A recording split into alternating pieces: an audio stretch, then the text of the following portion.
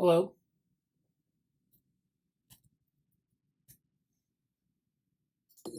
Hey, Bradley. Hi, how are you?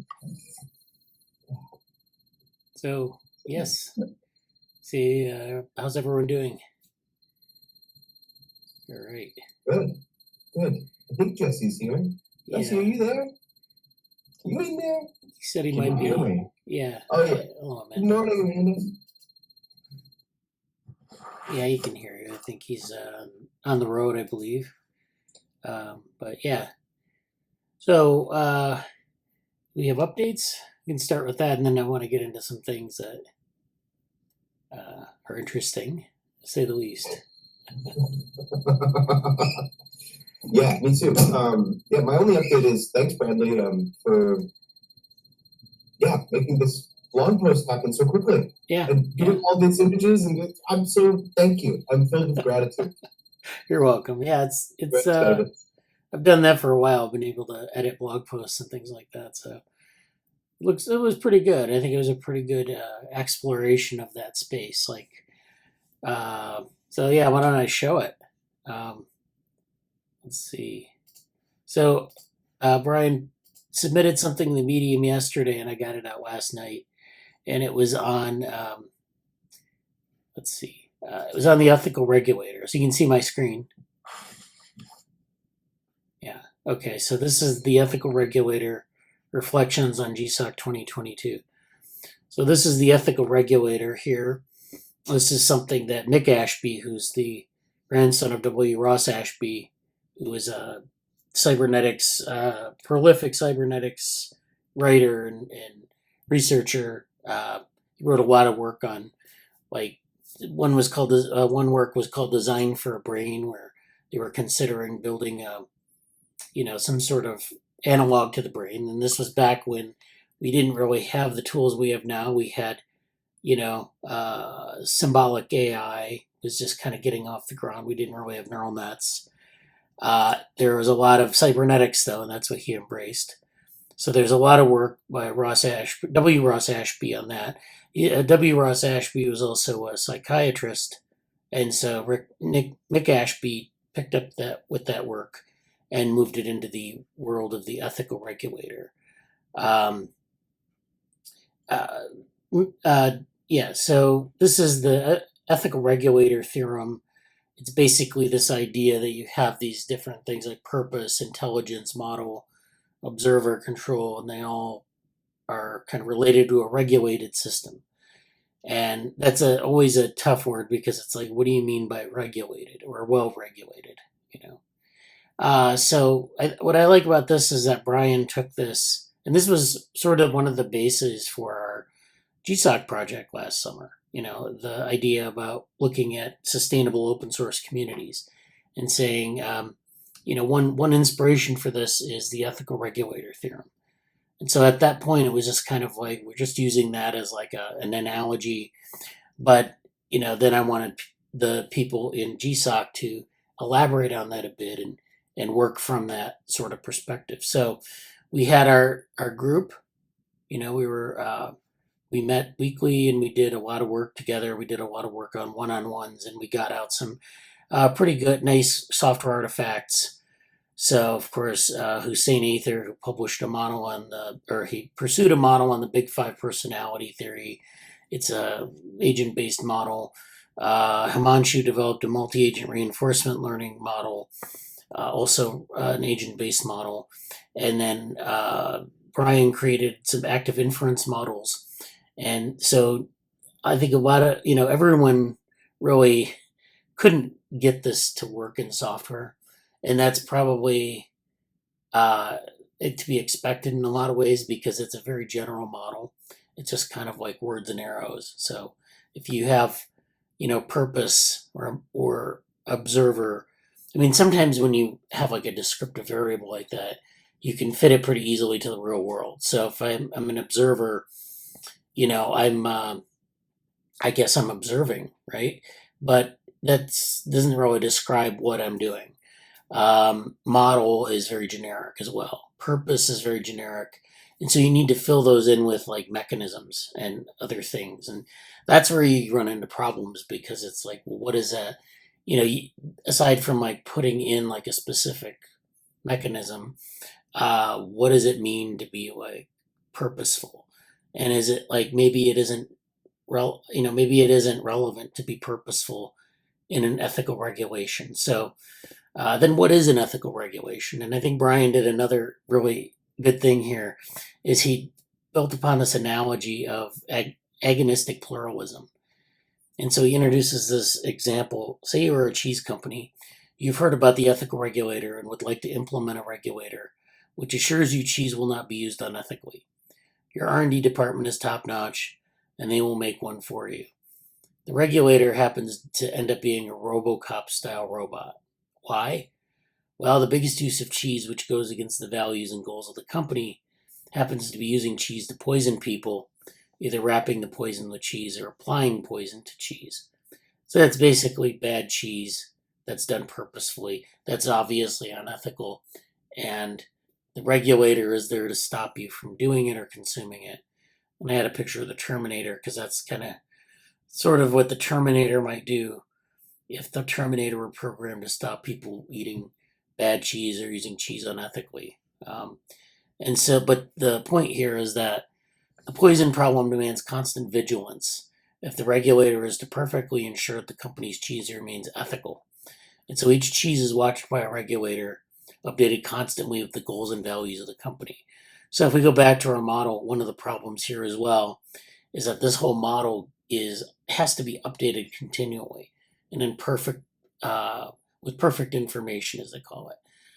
So the observer always has to see every part of the system. The model has to be updatable at every point. And, the purpose has to be the same, or if it changes, we have to know what the purpose is at all times. And as you can imagine, that's kind of hard because, we don't know those things and they're not easy to do. And you build an ethical regulator well enough as a static thing. But then when you have the dynamics of human life or a living system, then it becomes much harder. So that's where this is going. And I really do think this is nice kind of dystopian bent because then Brian kind of slides into this idea that like it just quickly becomes very untenable and very much like the Terminator because the regulator is always around, it's forcing, it's watching you. It becomes like this all-encompassing thing. Everyone has to have one in their home. And then, of course, it ensures or it demands full compliance. And of course, there has to be an enforcement mechanism. So that's a problem. And that's, and you think about like AI, some of the AI systems are kind of like that, especially like some of the personal assistants, where you have a personal assistant needs to learn everything about you. But in learning everything about you, it might be vulnerable to a lot of things, and it still might not have all of your sort of needs met. It runs into a lot of problems, and so that's another thing. Like if you think about Alexa or Cortana or one of these personal assistants, you're giving them a lot of personal data so that they can learn about you. That personal data then is out there in an agent, and I don't know, people don't feel necessarily comfortable with that, but this amounts to an invasion of privacy, which conflicts with the home regulator, which has a directive to protect the privacy of the home's inhabitants. So when you're consuming or bringing cheese home or consuming cheese at home, the regulator is checking in the privacy of your own home to make sure that it complies. And that's kind of the problem here. So the two regulators score off to resolve this paradox, and the paradox being that the regulators oftentimes run into conflicts as you update the system and it's continuously updated. So the regulators would need to be synchronized. And that runs into other problems as well. So this is Rock'em Sock'em Robots, where two robots are fighting about something. This is the agonist problem where they're really not antagonizing each other, but they're both kind of moving towards the same goal, but they're in conflict because it's just hard to really kind of match them up. And so this is like in biochemistry where you have a molecule that competes with other like molecules to bind to a receptor, and there's conflict there, but it's not really because they have conflicting goals. They have the same goal. It's just that they're they're trying to coordinate their behavior, their activity, and so this conflict stems from an unfortunate clash of well-meaning and well-defined imperatives. And so he goes through, mentions effective altruism, talks about other, things maybe like this could be useful in maybe a social media or social network context. But, you may run into the same problems. And so, so very quickly we found in the GSOC project that we couldn't really implement an ethical regulator for those reasons. And but I think this is a really nice exploration of ethics and tech. So thank you, Brian. Thank you, Bradley. Thank you. Yeah. Okay. So anyone else have any updates?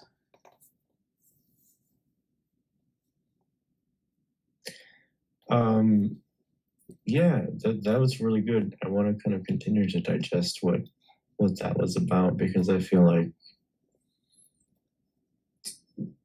I think a lot about the We Robot stuff, and I think I'll probably have maybe I'll just loop that into my We Robot post to an extent, because I wanted to include something about Google Summer Code anyway, and that seems to be the most sort of, what actually happened yet. I kind of wanted to get something like that, and it didn't quite materialize because my time scale before the conference, blew up, and the traveling was really weird. But no, that's great. I have other updates, but I'll go last. Although I heard unconfirmed through the grapevine that somebody had a birthday recently. It may have been Bradley. So is that remotely true? Yeah. Yesterday I had a birthday, and turns out Hussein's birthday is also November 4th. Yes. So happy birthday to thank you, everybody whose birthday was yesterday and today and this week and November or not. So not laughing, but like. Guess it depends on how old you are. Something like that. Okay, but yeah, anyone else, Amanda or Morgan or other folks, or Brian? I don't know if you had updates. Sorry. Okay. Well, thank you, Jesse. Amanda or Morgan?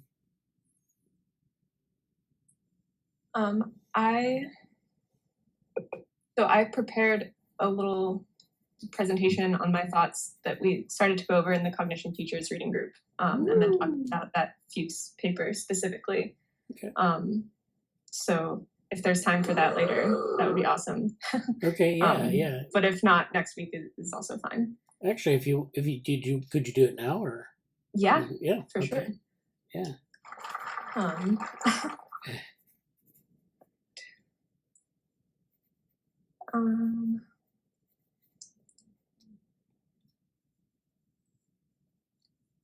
Wow, this meeting is just starting off at just like. All right. Can you see my screen? Yes. Wonderful. In the Cognition Futures reading group, we talked briefly about these papers from the 25th anniversary series in Trends in Cognitive Science. Looking forward, it was a collection of papers that each pointed to in some direction in cognitive science and argued why that's a direction that's worth moving in. So this one was about how we can investigate the topological space of subjective experience. So I saw the title and I saw some of these questions that were asked, and I thought this was super interesting. But then I was very disappointed in the paper.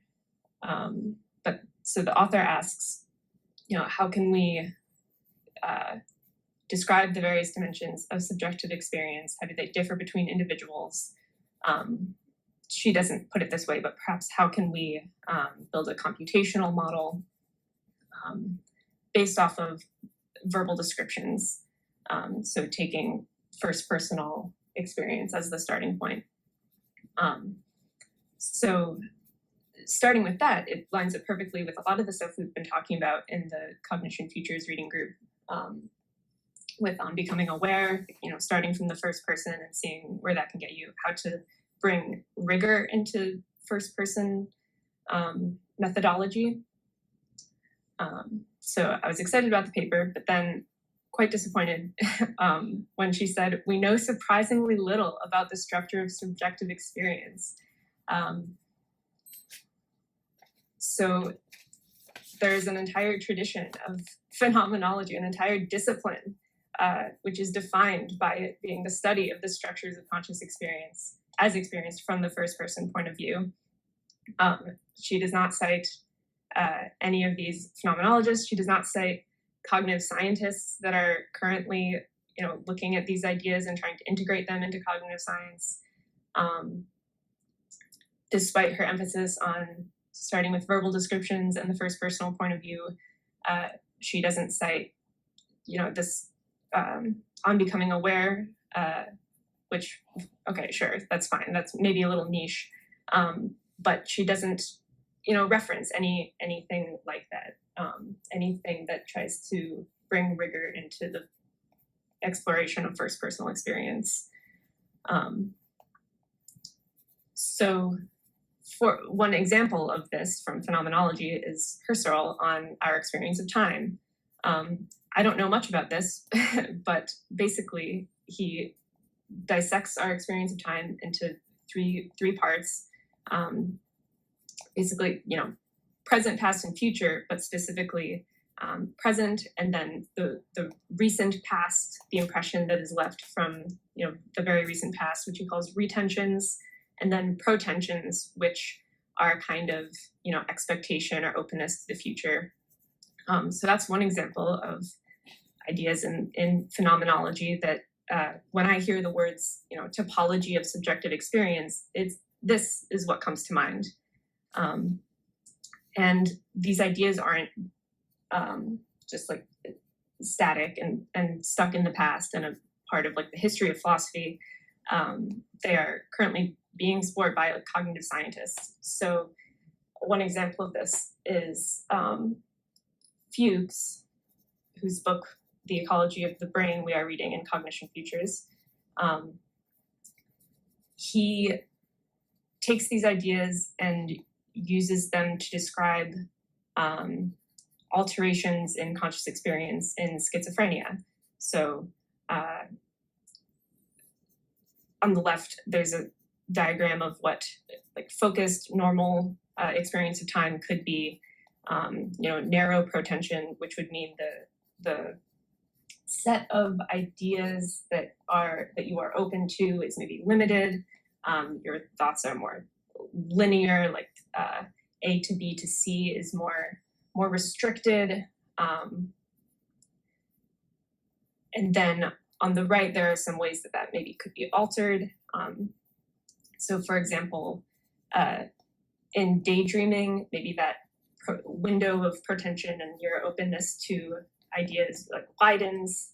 There are more possible thoughts that could follow from the first and then retracted protension. So it seems from that image that both the types of thoughts that could enter your stream of thought, it's wide, but it's also you aren't looking very far into the future.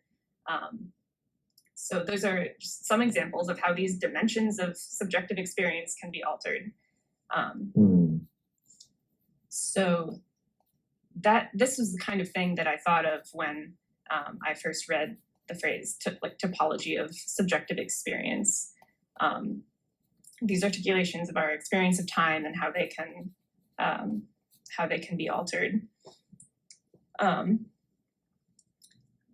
So about Fuchs, you might want to say like this is great phenomenology, but how do you link it to actual cognitive science? Like this is you're in psychiatry and there's like this clinical aspect, but if you're trying to, if you're pointing to the future of cognitive science, maybe you want to say more.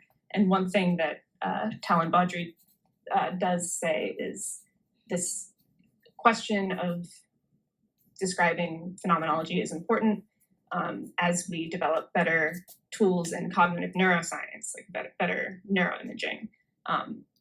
So you might say this is cool phenomenology, but then how do you link it to like third personal methods? Well, this collection, Naturalizing Phenomenology, is from 1999. Varela is one of the editors and one of the authors, and the collection is very interesting.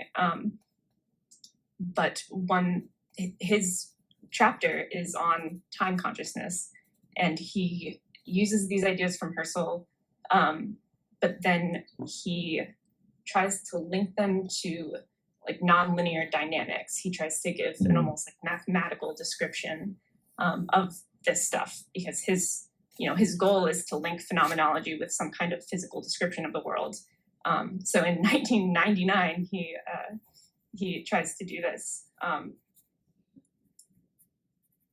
These are some diagrams that I don't fully understand, but if you say to me like the topology of subjective experience, Right. This is again the kind of thing that I think of, like breaking.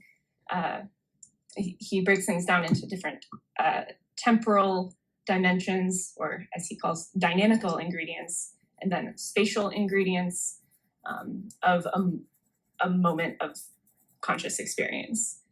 So it's rigorous, and it's, again, I was disappointed that Talon Baudry, the author of this Looking Forward in Cognitive Science paper, didn't really give credit to this work that has been done. So you might have a lot of criticisms of what like Varela does in this paper, for example. I didn't spend a lot of time on the paper, but these are projects that have been ongoing. So Fuchs and Varela as examples via Husserl, they are doing what Talon Baudry is arguing we need to do, which is describing particular dimensions of consciousness, their temporal dynamics, how they may vary between individuals, specifically with Fuchs looking at psychopathology. Talon Baudry also emphasizes that we want to gather data from first personal descriptions. Well, that is where these theories of, sorry if you can hear the train in the background, first personal descriptions of subjective experience are where Husserl, came up with this theory. Is the train too loud? Do you want me to No, wait? that's fine. That's fine. Okay. So while it isn't like directly like, oh, you get a group of people and you gather their verbal descriptions and then you try to extract something from it, it is more, theory building. But this work has been done for a long time. Further, so we can also ask, Varela tries to link things to nonlinear dynamics, but more generally, we can ask if these dimensions can be computationally modeled. And that is something also that people have been working on. So specifically with, thinking of this one, again, focusing on Husserl, I found a few papers that are trying to link those ideas to things in active inference. But you can think of active inference as a placeholder for any computational theory of mind. It's a very well developed one, so there's a lot of connections you can make maybe. But there's a project of taking these phenomenological dimensions and trying to find their corresponding maybe like computational parameters and modeling. I found this paper from 1984 called Toward the Computational Phenomenology. And you can tell that it's outdated because they think that we can actually gain useful information from working in AI. That's my hot take. That we can actually, refine a phenomenological theory of mind with AI, but it's the same kind of project, bringing like rigor and maybe computational or mathematical description into phenomenology. So if we can come up with computational models, then this could allow what Varela calls mutually informed constraint between the phenomenal level and the third personal, like neuroimaging, neuroscientific level. I found this passage from Stephen Grossberg's new book, where he is hoping that his, computational neuroscience description of the mind could be this kind of bridge. He uses words like mimic and mirror to describe possible similarities between our subjective experience. He uses the word qualia, our subjective experience, and neuroscientific data. For example, like EEG.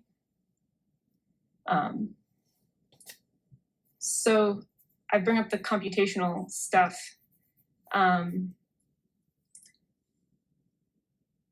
because I think that this mutually informed constraint, per Talon Baudry, that's like an important aspect of this. We want to explore phenomenology in order to bridge the gap between subjective experience and this third personal data we have. And the computational level seems like a good way to do that. It may or may not require this kind of theorizing, like what Husserl gives us. I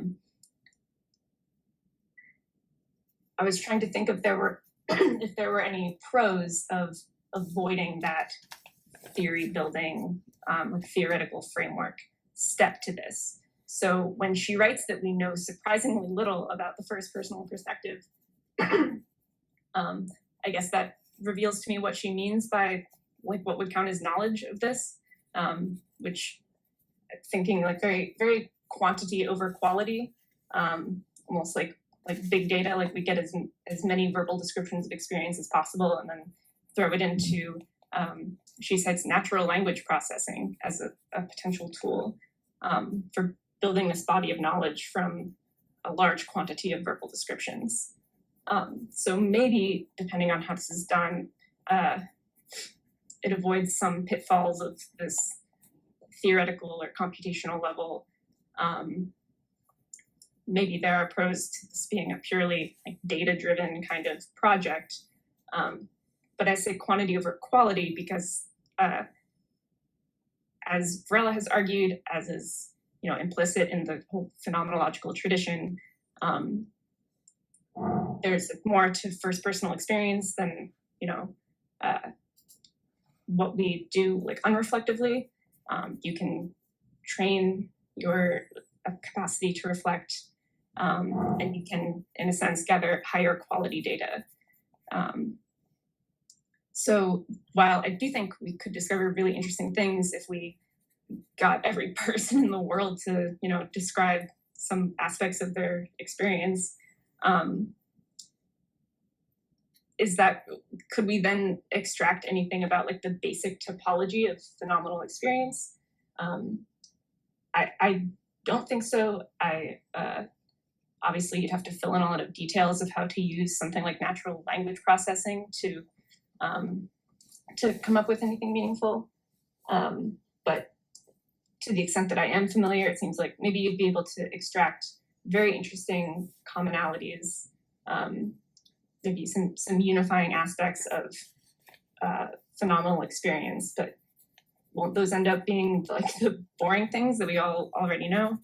as opposed to the kind of dimensions like Husserl discusses that are more nuanced, more like refined, things that are normally transparent to us, to use Fuchs's word, things that mediate our experience but aren't usually the object of our experience. So when I think of the basic topology of experience, I think of features that we normally are not aware of.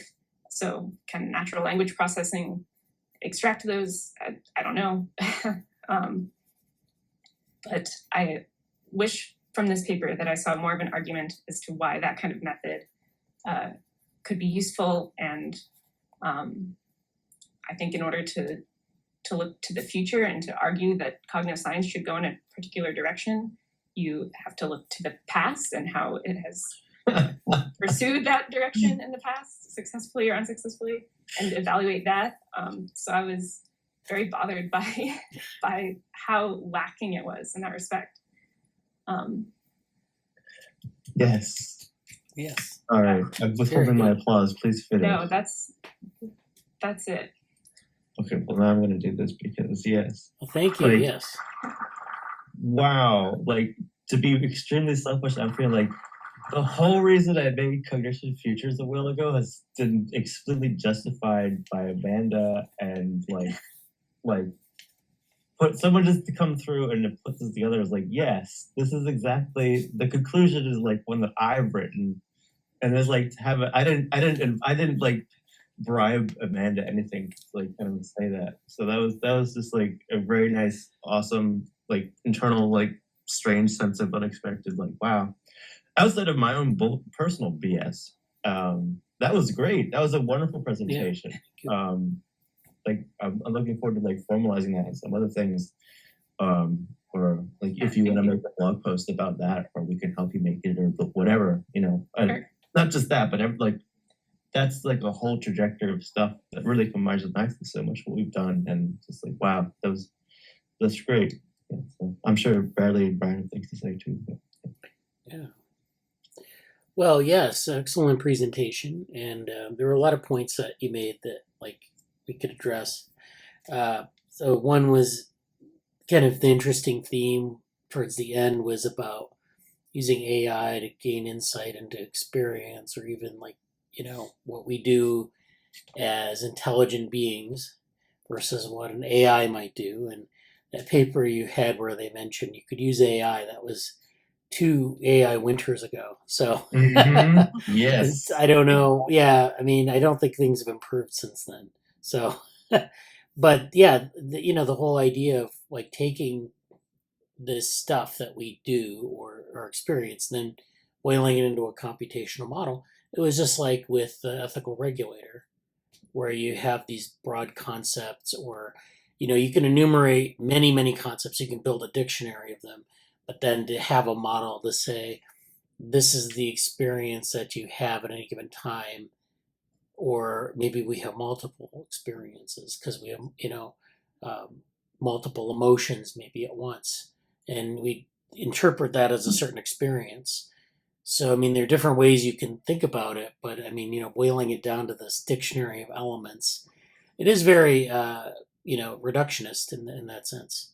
And so then the question is that necessarily appropriate? Maybe we want something that's more holistic. We want something that generates complex states, or and I'm talking about like simulating intelligence, or just simply having something that we describe post hoc, where it just generates something and then you say, well, what is that? I mean, there are different ways you can go about this. Another thing you mentioned is and I saw that in the Slack where you mentioned Grossberg and Art. And in the Slack, I think you mentioned that there's, of course, Fuchs's resonance, which we talked about on Wednesday, and what the connection is there. And I mean, Stephen Grossberg has given some talks online. I think if you look at Johann John's YouTube, and I think there were some others that are out there where he talks about like these concepts. It's very hard because he uses his own terminology. And Mhm. but I think there's a lot of insightful stuff in that, and kind of because I don't think Fuchs is thinking in the same direction that Grossberg is thinking in at all, but they're using kind of the same terms. And I know Grossberg's working with like neural networks, but like when you come up with the same term, that's often for a reason because you're thinking of the same thing. So, Mhm. and then finally, I was going to mention about the topology, and I think that's an interesting point about topologies is that topologies aren't really about like I guess they're more maybe about describing a space of possibilities than they are about describing, say, like the current data. Like if I give you a list of words or experiences, and I tell you to build a topological model, you might build like a cube, and you might say here are the states. But I mean, uh, intelligence and subjective experience is generative, meaning it's always generating new states. And so you have what I think of a topological model. I think of like more of a possibility space. So like if you have a fitness landscape in evolution, that's all possible values of fitness at any given time. Or if you think about like possibility space for behavior, it could be any set of behavioral states or any set of experiential states. And a lot of them are going to be null. They're just made up. You have to like have every combination though, because you don't know what will be Mhm. generated, where you end up going over time, and there's a dynamical systems component to it as well because you explore different states, but they're in this space that you then can draw a trajectory through and find some path. And I think that's like when people say topology, it's like okay, that's what I think of, and I think that's probably what you were thinking of too. And it's not like just I don't know what the alternatives are. Maybe people have different definitions of it, but Well, it's interesting the difference. It's interesting the difference between topological and topographical, yeah. also in this context. But I think, but yeah, I really appreciate you saying that, Bradley. I found an article that I'm just going to share called "Modeling Aspects of Consciousness: A Topological Perspective" from the Journal of Theoretical Biology. Okay. But thank you, Amanda. That was great. I also linked to a Wikipedia article called "Psych" about psych, which we probably all heard of. But I love it as an example of kind of this. What would you say? Like this reductionist approach applied most forcefully and failing most spectacularly. Yeah, we'll talk about that in a little bit, but yeah, there's another example of it. But yeah, the I guess it's a theorem proving machine that they tried to build, and yeah, so that's another uh, thing that this is where they build rules for things, and Right. Yeah, they're trying to code in as all the basic premises for the world so that an AI can understand them symbolically. So they're trying to imbue an AI with all the basic knowledge they would need to exist in the world. And I think they're up to something like 10,000 premises that they've coded in successfully. And they've been working since the late 70s or early 80s, I think. And they're still doing it. I mean, I think they've gone bankrupt several times, and it's like they just keep going. It's amazing.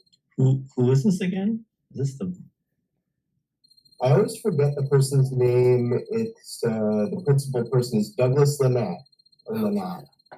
Lynott, yeah. Yeah. And yeah, it was I guess it's an ontology where they try to build like different. I can't remember exactly how the people have used this, um, but there are different ways that you can like build up like knowledge from like words, and then you build up like rules and things like that. And so there are a lot of uses for that, but it's a certain approach to artificial intelligence. Now this is very different from say like a topological approach or maybe like a network approach. So you're doing something a little bit different here, but it's still Yeah, and then the topological versus topographical distinction. That's true. I mean, there's a mathematical aspect to the topological. So you might have a mathematical space. So it's not like it doesn't have to be a flat surface. It could be, but you're you could have like an attractor basin, like they talk about in dynamical systems. Well, And, yeah. Yeah, I have a bunch of things in that space to say. I don't want to let Brian. Say your things. I said my stuff. Go, Jesse. Okay. Don't want to do the. As one of my best friends here in Boston is a Swiftie, a Taylor Swift fan, I had a moment of not wanting to, do the Kanye West interruption. And I was like, oh, I don't want to do that. So it's my pop culture reference for me. I was born on the same day and year as Taylor Swift, so you can be the Ye to my Swift if you want. Wow. Yep. That's a pretty big statement. So. It's just a fact.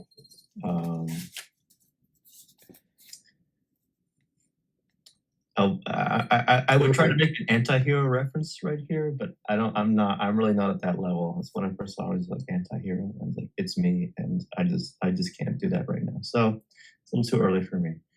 But what I can say is I'll go through some of I left a bunch of comments during this happening, but I also want to say the first one on my mind is like there's a lot of things.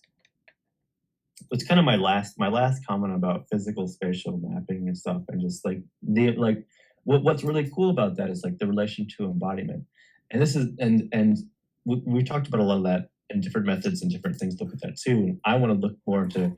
I kind of regret not fully going to nonlinear. There's a nonlinear dynamic system courses at Santa Fe that I didn't quite take, that I was about to take but didn't take one time, and stuff like that. Also, Bradley, I wanted to know if what we're talking about kind of fits in that is. Yeah, I was gonna say the Lagrangian coherent structures, but I think that's CGS, contextual geometric structures. Is this is some of Varela's diagrams that Amanda kind of pulled out, like could you see those fitting into basically a contextual geometric structure, or how does that? Yeah, I mean it's well, there's what that was from Varela was a basic dynamical systems diagram of like a system, like a topological space, and then you're drawing like I guess their trajectories through that space. So you're drawing it to like what they call homoclines, which are these orientations in the space that are like things usually evolve towards or move towards over time. So, you have those arrows that are moving through the space towards maybe an equilibrium point. So like, the thing about those kind of methods is they're rigorous. They can be mathematical. You can describe them mathematically, but they're also very vague in that they're conceptual, and they're drawing arrows to show, okay, here's the space within their numbers. Imagine their numbers. And then this is driven by numbers. And then it goes to this equilibrium point, which is also numbers. And then, but then, what are the numbers? What does it map to? Is that something that is a stable solution if I give you, if I fill in the numbers or the symbolic variables with a measurement? So like, is temperature, or it could be a physiological measurement. Does it behave like that? And that's the kind of thing, it's like you can draw a model like that and it's technically rigorous, but it's like when you fit it to a certain system, does it behave in the way that you'd like it to? And that's the problem with some of these methods. But the CGS, the CGS model is definitely like a topological type of model.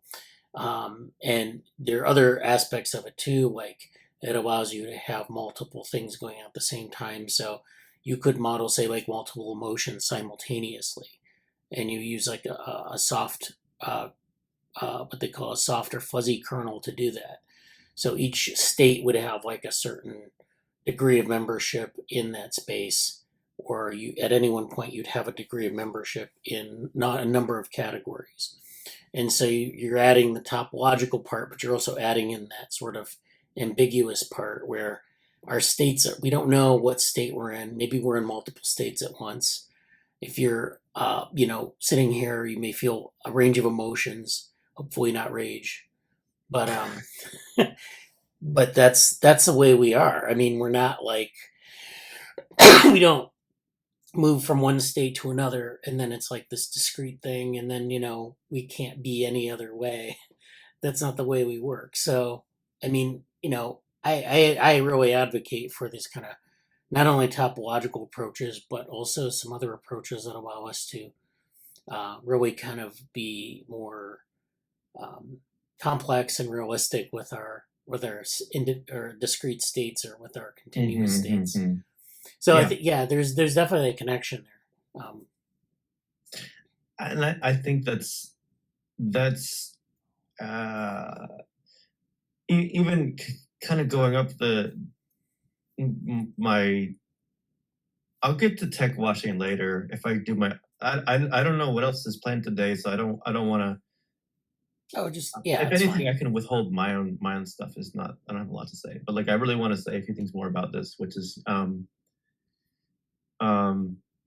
the tech washing stuff, yes, but also I mentioned stochastic pairs, which is of course a reference to Tim Jabru and the whole Google thing, and kind of the stochastic pairs is kind of the implicit or explicit, but this criticism of like stochastic as sort of randomly selecting stuff. It's like, oh well, how about this? And then pairs is like replying to that. And why I mentioned that, or regurgitating that, why I mentioned that here is both in a sense of like the NLP stuff is. I feel like this is the big. I feel like this is the sort of pointing at the I don't know if you want to call elephant in the room, the big bad, the AI debate in maybe like the ultimate sense of what Marcus is trying to get at. What when he kind of puts that together was like what are the innates, and to an extent what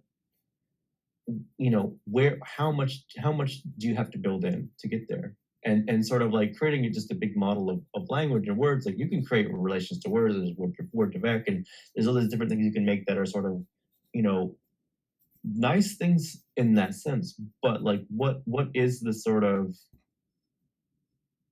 in my mind, it's so clear to like how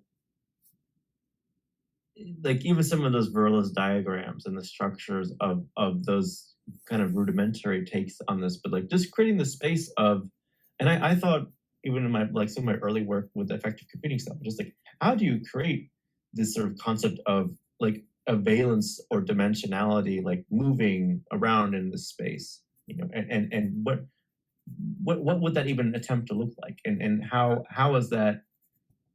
I think a really interesting question for the whole methodologies project and like beyond, outside of anything we do, is sort of what are the sort of, like if you imagine a typical Venn diagram, what are the parts that are totally not overlapping in terms of what you would need some kind of a built-in structure or an innate structure or whatever to do, like what is totally dependent. And this even kind of goes back to a lot of many of our other recent discussions. Yes, like what has to be hardwired, like in the phrasing of that, the one where like the recent paper about neuronal like functionally, you don't have to have functional experience to have some of the hardware development in that paper that we talked about. I'm not saying the right words, but what things should just happen without necessarily interacting, or like should come online automatically versus what don't, what should not, what doesn't need that. And then where's the overlap between sort of the what. And I think that's kind of rephrasing the big AI debate itself. Is like, okay, well, can you just get a nicer, or like kind of what I haven't fully looked in the like Jan LeCun's work, like where's the mesh point, and that's sort of the big question anyway. And we've all, that's sort of the big bad. Anyway, my point, I'm kind of don't have my coffee yet, so to say. But there's a lot there that I would want to continue to revisit. In the interest of time, we'll just move on by saying, interesting to see, yeah, like Maxwell Rumstead, and I know Seth was there. I saw a couple other authors. I want to look back at those papers and stuff like that.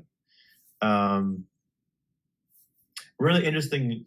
As I said, this is a really interesting, like, a really nice and collection of putting together things, both things that I wanted to look at and things that we have looked at sort of indirectly through, like Johann's group, like bringing the Grossberg stuff that way and putting together just really nice, like, yeah, like this is actually what kind of what Cognition Future has been up to for a while, directly and indirectly. So that was really nice to see that.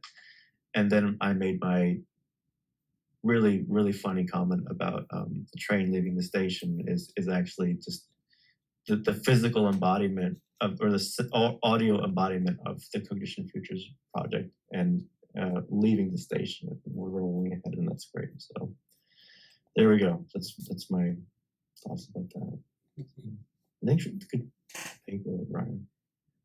Okay. Yeah, thank you. That was very good, Amanda and Jesse and Brian, your comments. And Brian put put something in the chat here. This was an archive paper. This was modeling aspects of consciousness, a topological perspective. So that was, and draws from attention schema theory, which we can talk about another time because that's a whole nother bundle of things. So, but yeah, I think that was a great conversation. Definitely, fits into this thing Cognition Futures we've been talking about with dynamical systems and kind of grappling with some of the more philosophical aspects. I mean, the dynamical systems approaches, there's a formal method to it. Like you have to model the solutions, you have to put it embedded into a space, and then you're this like continuous state that's evolving, or whatever it is that you want to measure. And it's tough because, again, it's easy and they're pretty pictures, but like, how do you take what you're measuring, put it into this thing, and then measure it? And, yeah. So, okay. So I guess, Morgan, I don't know if you're around, if you want to give an update. I know we took a while to get to you, but sorry, I'm driving right now. Okay, well, it's okay. It's fine. So if Jesse, actually, if you want to talk about, you wanted to have a little bit more time to. I'll just be really quick. Okay. I don't know how much you plan on talking about any of these things, so I'll just do a really quick overview before and maybe go in depth later. This week, I didn't fill out my Geekbot thing, but I know Brian's updating that. So maybe I'm just waiting for this stuff. No, this week has been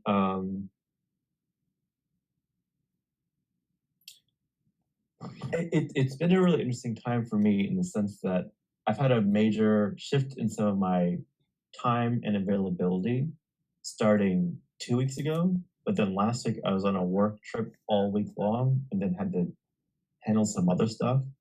So I feel like Monday through today has been this brief glimpse of me being able to do and see a lot of things. There's been a lot of stuff that's happened behind the scenes this week that I'm very excited about, but there's not much I can say about it right now.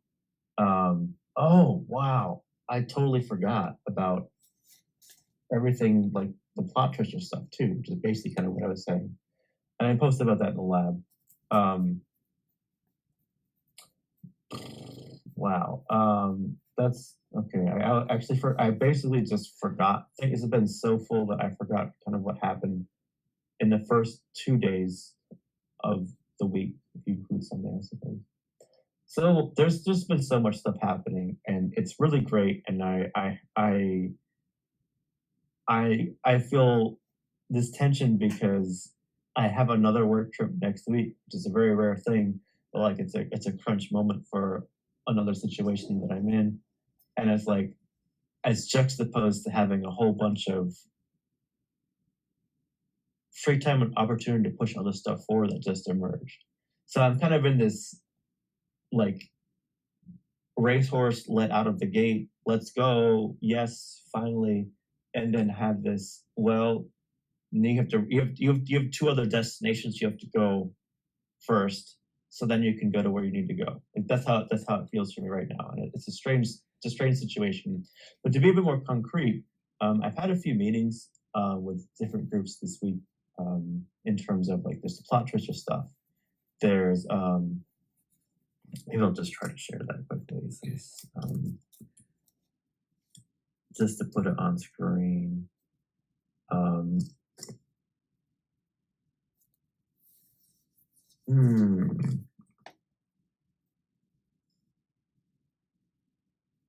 we go.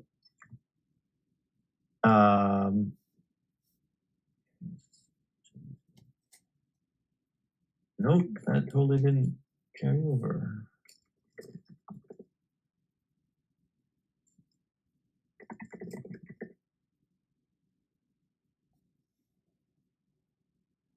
Sorry.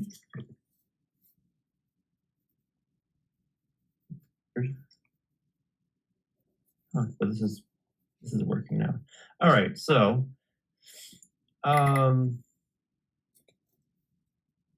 is my microphone noisy?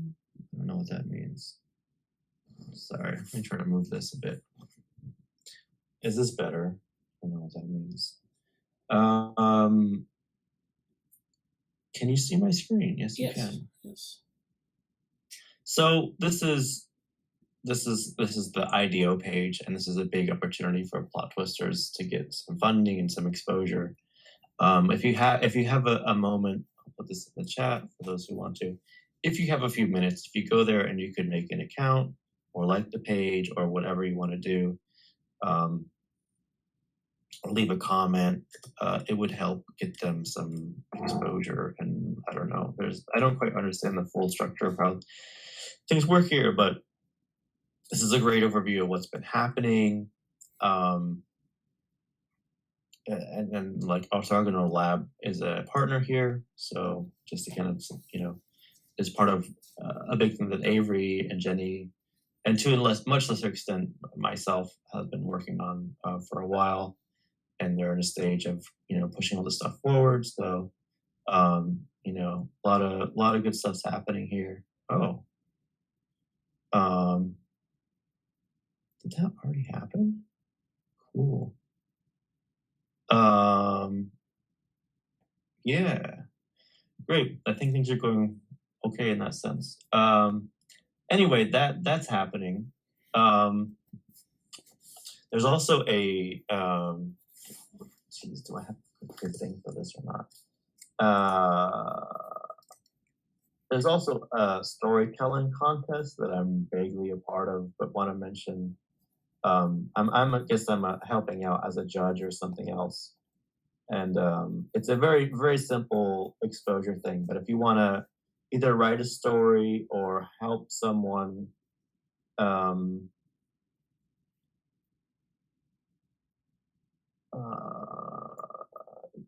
get a little bit of exposure to, I'll put the link in the chat here.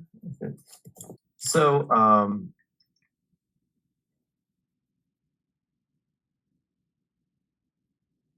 there we go. Okay.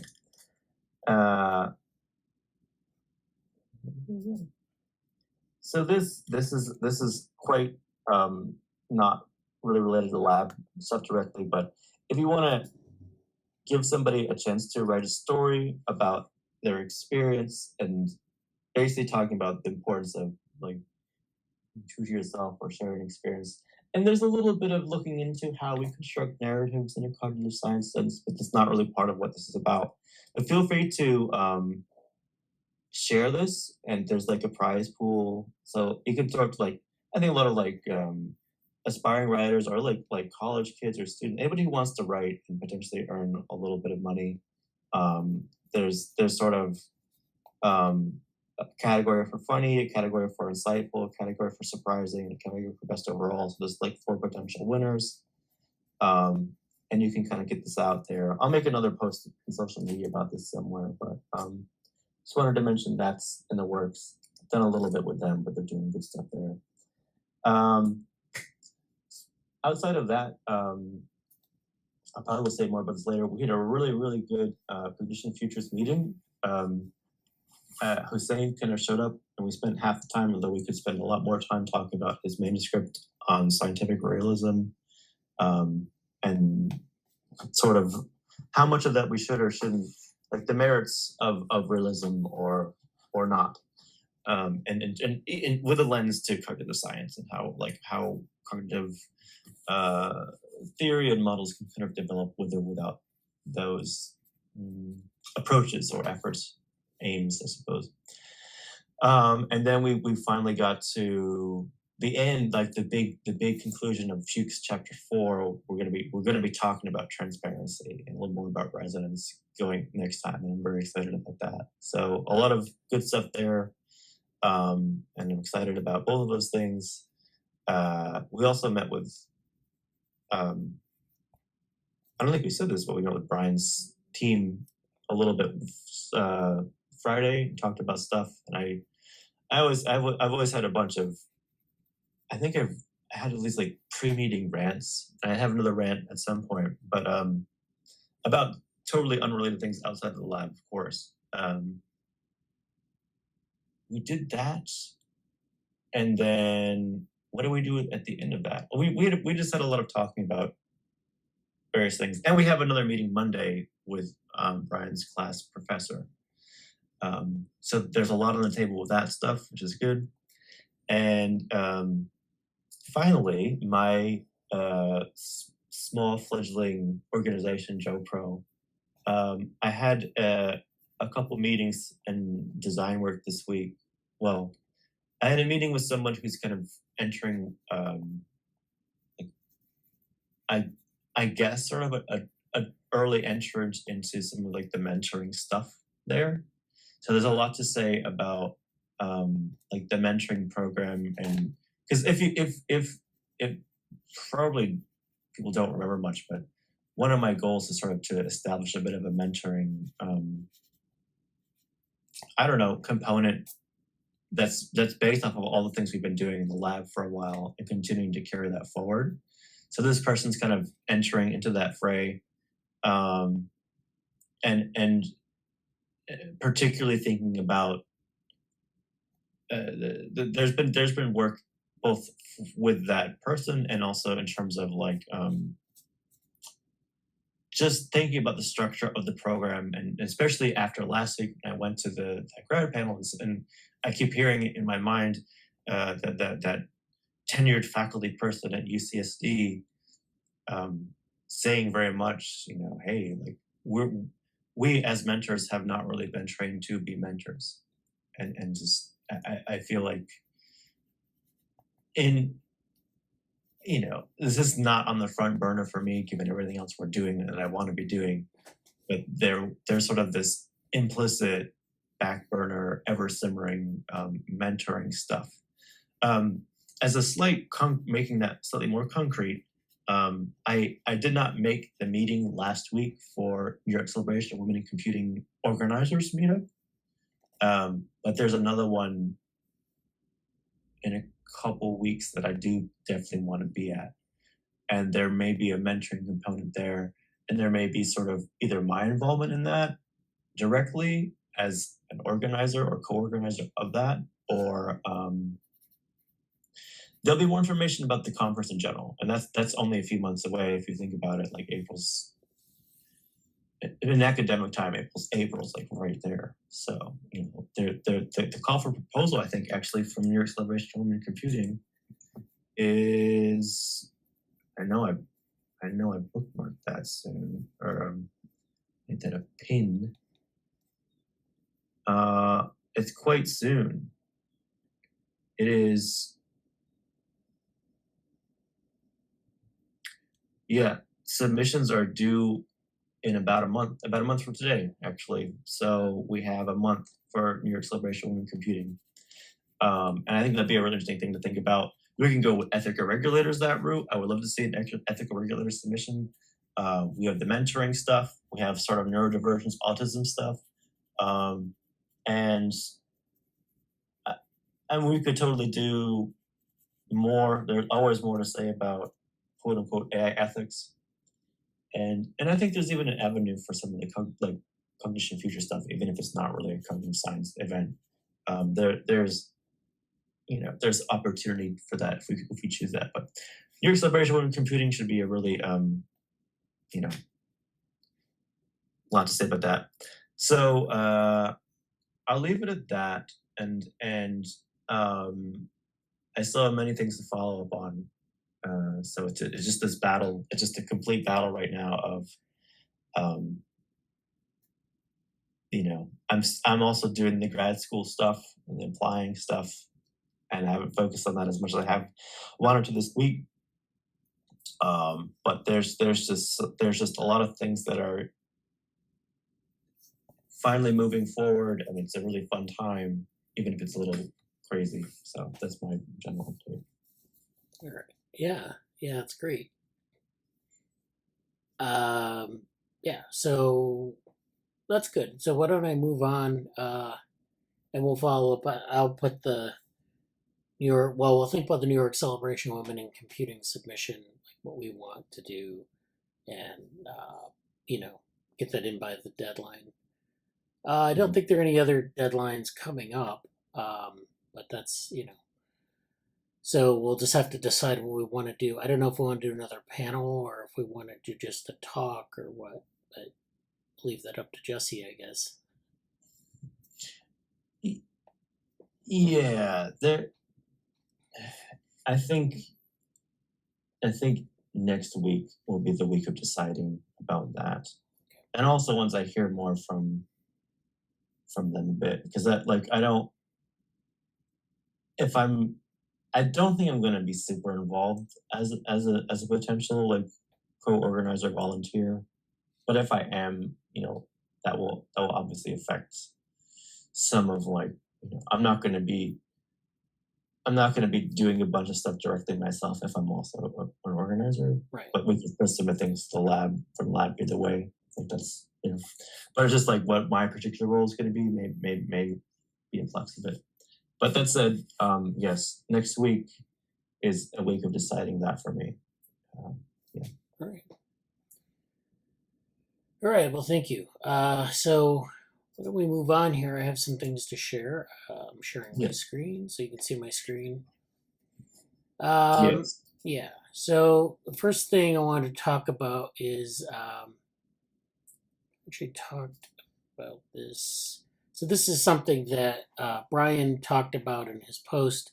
He talked about this idea of the ethical regulator and said this is not this is from Ross Ashby, but it's also been explored in a number of ways. So in Chile, when Allende was in power, they came up with his government, they came up with this idea for a cybernetic control center to sort of manage different aspects of the economy, manage the society. This was back in the early 70s when cybernetics was actually still pretty popular. So this is a control center. This is what they called it CyberSyn, which is cyber SYN. Yeah. And this was the control room, and they were, the vision was that you were able to control society, control the economy from a centralized standpoint, and manage things. So, management, they've explored this idea quite a bit. This is Stafford Beer, who is also a very prolific writer in cybernetics. And, I think he's in a management program. I don't remember what university, but basically the idea is that you can build these systems models of society or of a large organization like a corporation, and you can actually manage it through cybernetics. So this is an example here of operations units where they're coordinated. you have management here, you have policy, intelligence, cohesion. And notice how these levels of description are pretty broad and general, like kind of like what we saw in the ethical regulator. And then when you have like the management component and the monitoring component of the different parts of the operations, and this is maybe like in an organization where they're maybe like building something like making beer or cars or whatever. You have different operations. It's all coordinated. You have policy. There's feedback here. There's monitoring, of course, and then you have the environmental model, which actually has this sort of topological quality to it in that you have these local things going on. So each operation is embedded in a local environment, and those local environments overlap. And then you have this future environmental state, which is where the intelligence comes in. It comes in and it sort of tries to predict these local states where they're going to come in, so where they're going to evolve next. So they're overlapping in a static sense, but they're constantly shifting in this environment, which is the large shape. And so you have local, the environment as a whole, and then this future state, which is predicted by the intelligence. So you can see how that works. And the idea is that, you can predict and control very large organizations, whether they be societies or corporations or what have you. This is thesis, the total system. This is Stafford Beer's work as well. This is like looking at everything in society. Like this is like everything that you have in society. This is the Homo gubernator, which is like basically the human governor.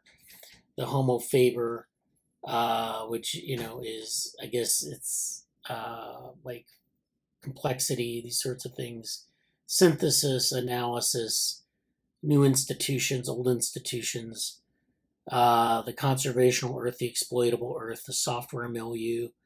These are all linked together. So this is a pretty ambitious model. Even religion is in here, and experimental ethics and the relevant ethic. So these are things that, like they all kind of are fit together. And so, one of the things we've tried to do in systems approaches to things is to draw out like everything within a boundary. So like, we want to like characterize the entire system, but we don't know exactly what the entire system is. I mean, if you think about like our lives, could we draw out a systems diagram of our lives? And then, if we did that, if we sat down and did that, would we have every component? Would we know where the boundary is between our system and like someone else's system? Obviously there's going to be overlap, so there are institutions that we share. But then, what is the boundary of our lives? Is it like our institutions, our emotions, our cognition? What does that whole system look like? So this is an attempt to build a systems diagram of, I guess, the totality of human experience. I don't really know. But the point being is that it's a very hard project.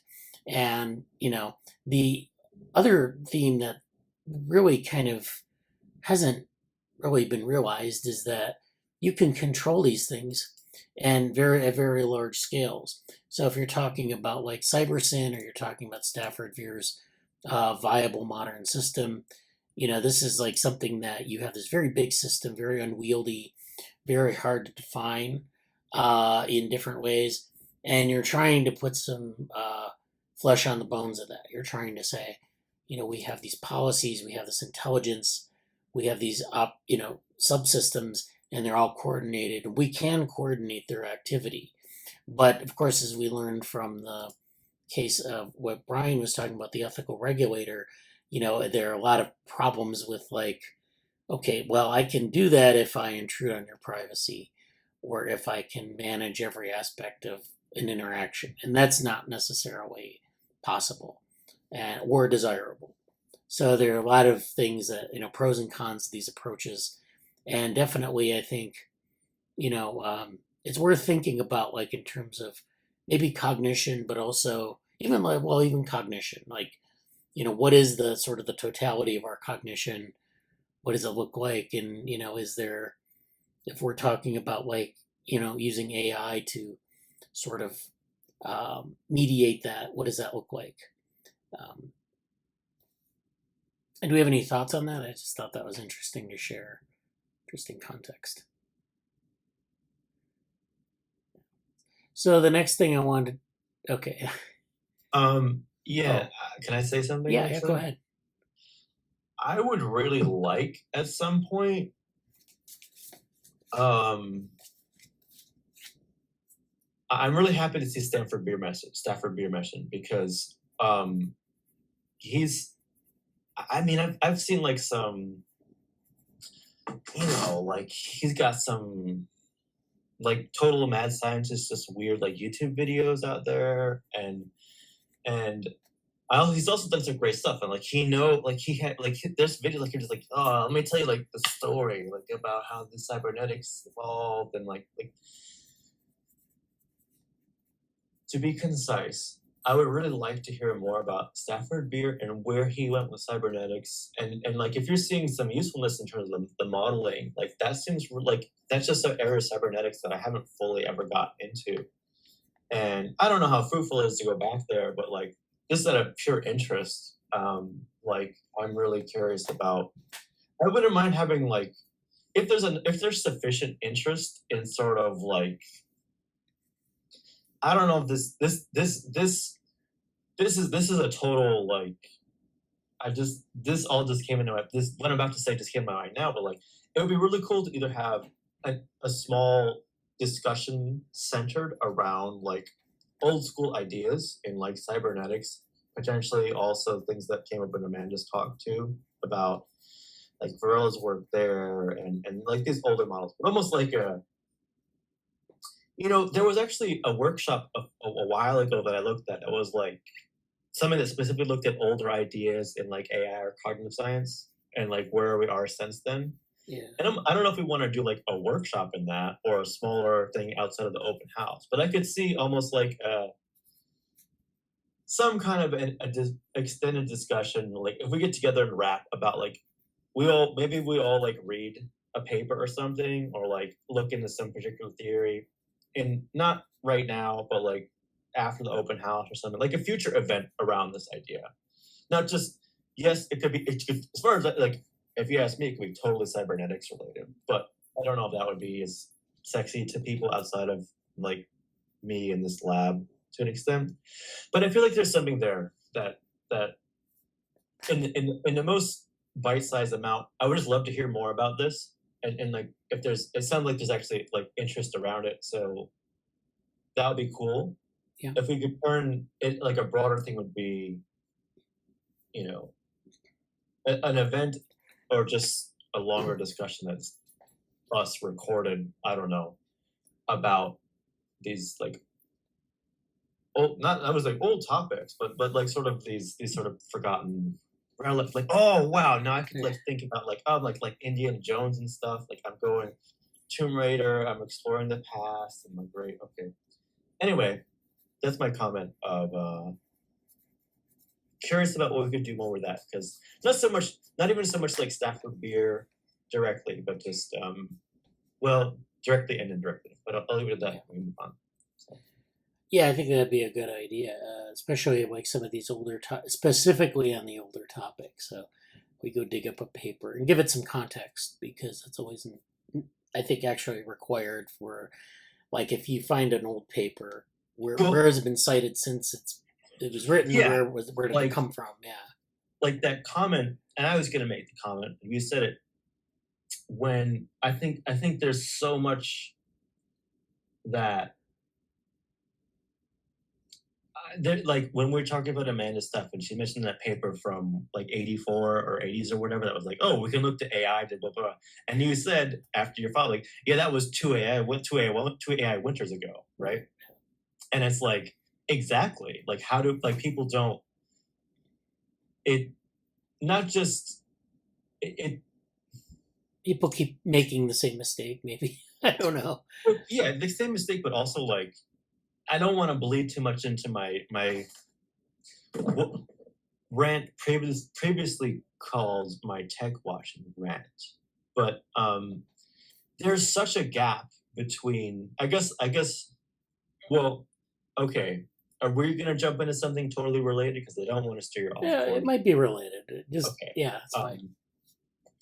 I'm going to go briefly into my tech washing rant, which is mostly just I attended also, I forgot to say this and everything else. I attended I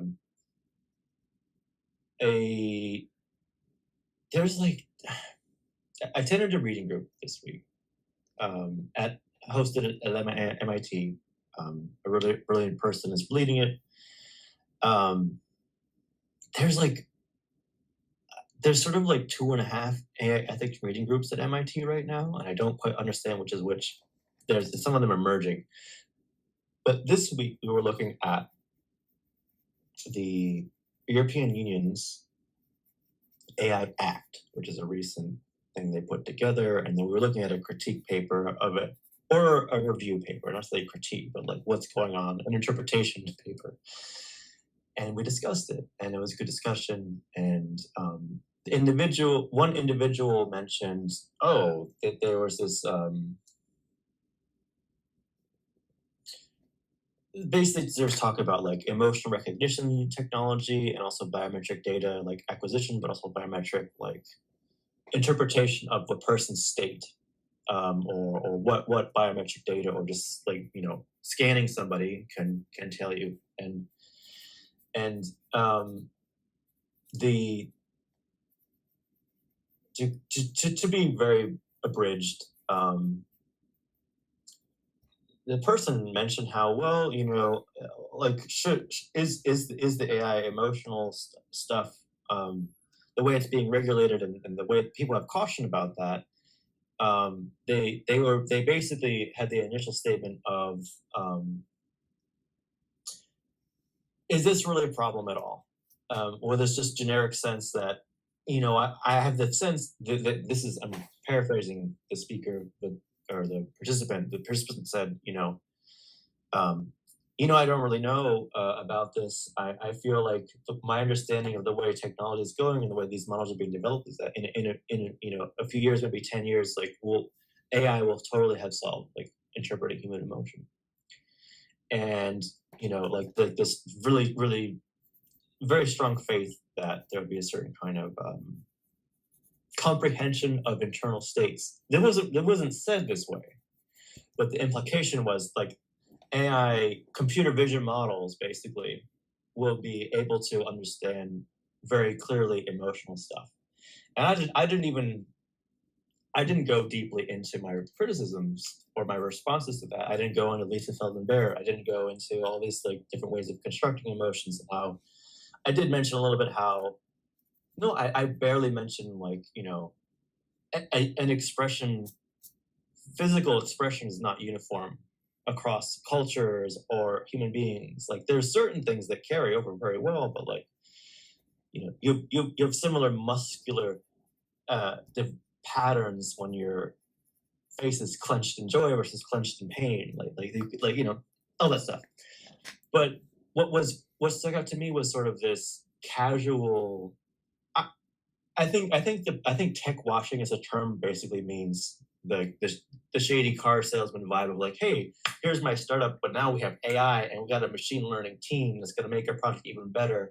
Oh, you got a machine learning team. Well, we got this one guy who kind of knows how to code that's going to be on our machine. Like the sense that if you mention AI in your product development, then you're going to have, your AI enhanced product, and that's tech washing. But for me, I want to make, and I'm going to have to, in my list of many things to write is specifically a criticism of the sort of technological optimism that I want to be clear that like having really nice computational models is a great thing. And I think there's tremendous progress being made on that front. However, just because you figure out some of the computation in a computer science sense specifically, doesn't mean what you connect your computational models to is at the same level of rigor or development or coherence as what the computation end is. So if you're hooking it up to it, And particularly if you're really versed, like, oh, well, I know if we make a little bit of progress on this computational approach, then we're going to solve X, Y, Z. We'll just get enough data, we'll grind it out. And I feel like that's, there's something about that I feel really needs to be addressed. And so going all the way back to our main topic of, well, the thing we said about the AI winters and that paper made sense then, and now it's sort of like there's feels like there's one or two or three or four or more layers of just nuance and context, like especially like the general public and AI hype, sure, but also like talking in between fairly closely related fields. And this of course harkens to a lot of my, and everything we've talked about in terms of like frontier map, but also like much of, I think kind of prior to many people here in the lab, but like joining, but there's a lot of focus on some of the interdisciplinary work is how do you kind of break down these silos? Because you have these silos where it's just, there's not a lot of, people can see from their particular field of view, like what seems really easily within reach. And then when you cross out of that area, it's like, well, what are you connecting to? Suffice to say, I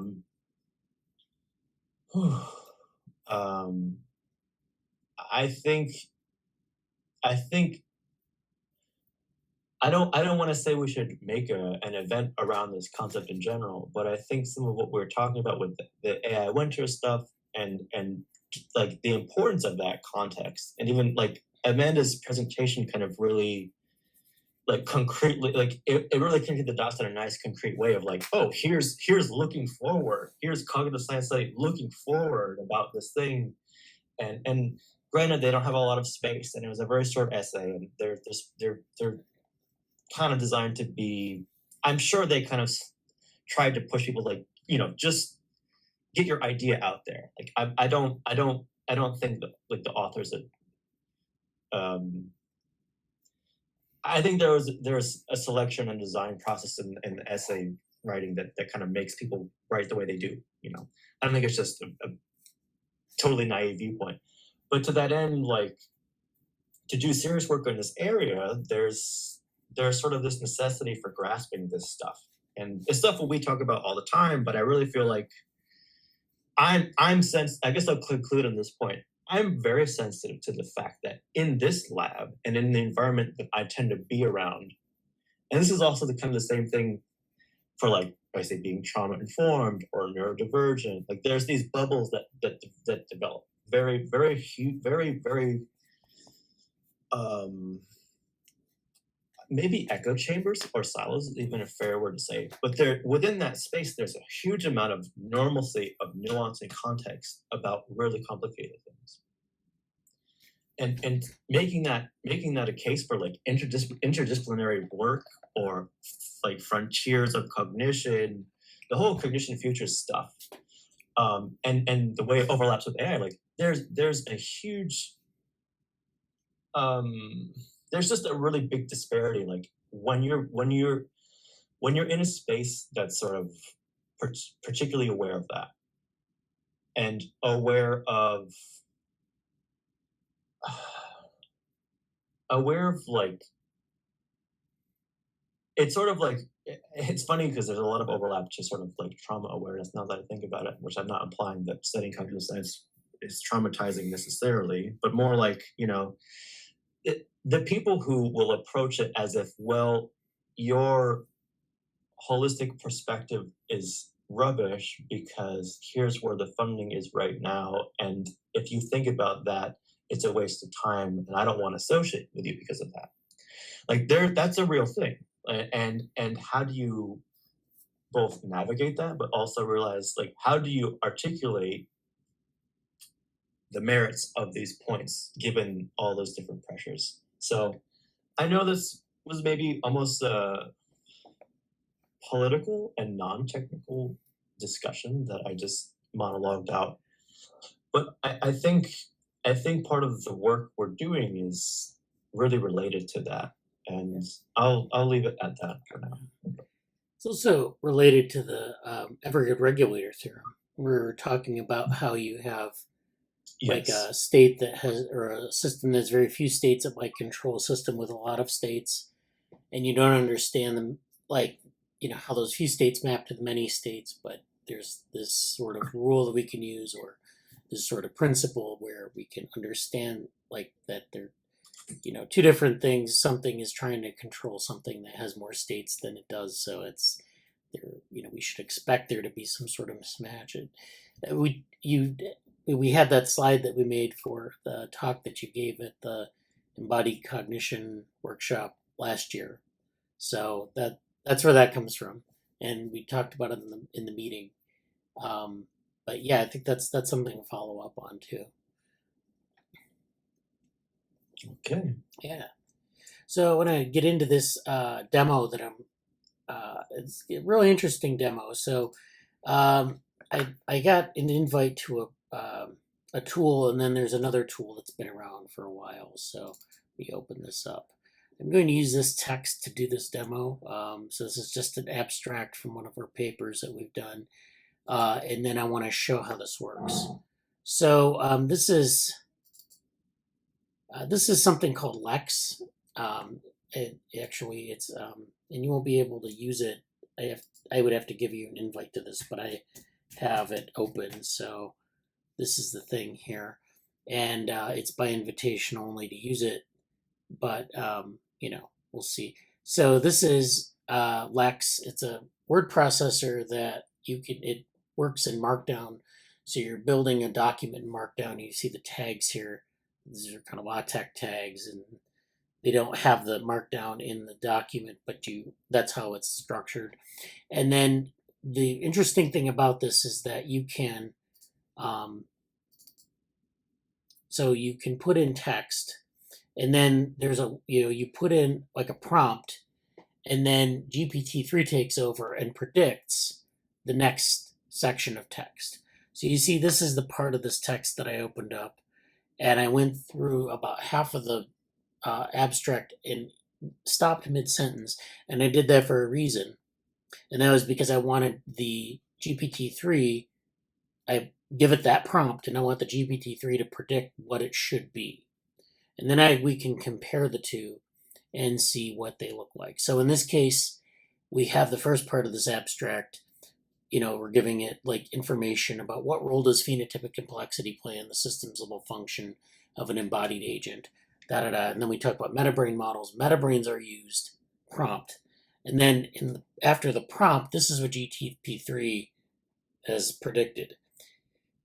In this work to study what we call phenotypic involved intelligence, or the hypothesis that phenotypic complexity confer an evolutionary advantage, we find that even in the absence of sensors and actuators, agents of the more complex phenotype exhibit greater involved intelligence. Our work suggests that phenotypic complexity is an important factor in determining the evolutionary potential of an embodied agent. Okay, now if we go to the actual text, we see that metabrains are used to demonstrate how phenotypes process information and exhibit self-regulation from development to maturity. Then we go focused on two candidate structures, and then it goes through like that. So it does, what it's doing is it's predicting the next block of text. And you can use this to say, if you have writer's block and you want to figure out what comes next, you would prompt it and it would give you something, and it might give you an idea. This is not perfect. Of course, it didn't predict what we wanted to say, but I wanted to do this in a domain specific way because I wanted to see how it would do with very technical topics. And it did something. It wasn't way off base. This is, of course, okay, this is the text that we generated by GPT-3. And again, it's drawing from the keywords here, and it's giving you things that are maybe a little bit off grammatically, but that's, then you can just modify it. So this is the Lex interface. These are the documents. This is the document I used on layers and folds. So I could also do this. I'll show you how to do this. I can take this out.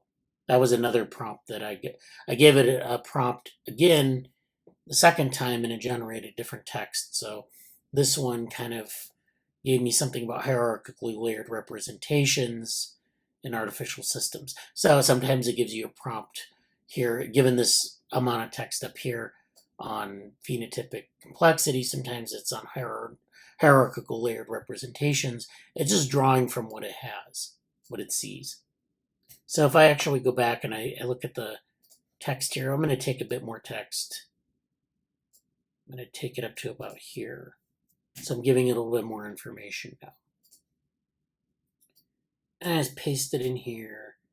And it's like 3, like that. You have to give it 3 plus signs. And now it's generating something. Okay. So now it generated an emergent metabrain architecture in the context of development and disease. This structure arises from the interaction of growth and feedback in the system.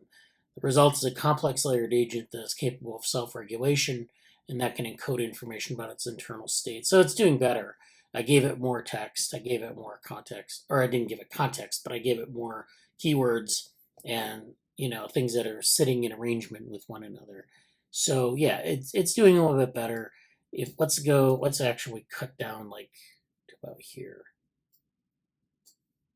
So I'm just giving it maybe 2 sentences.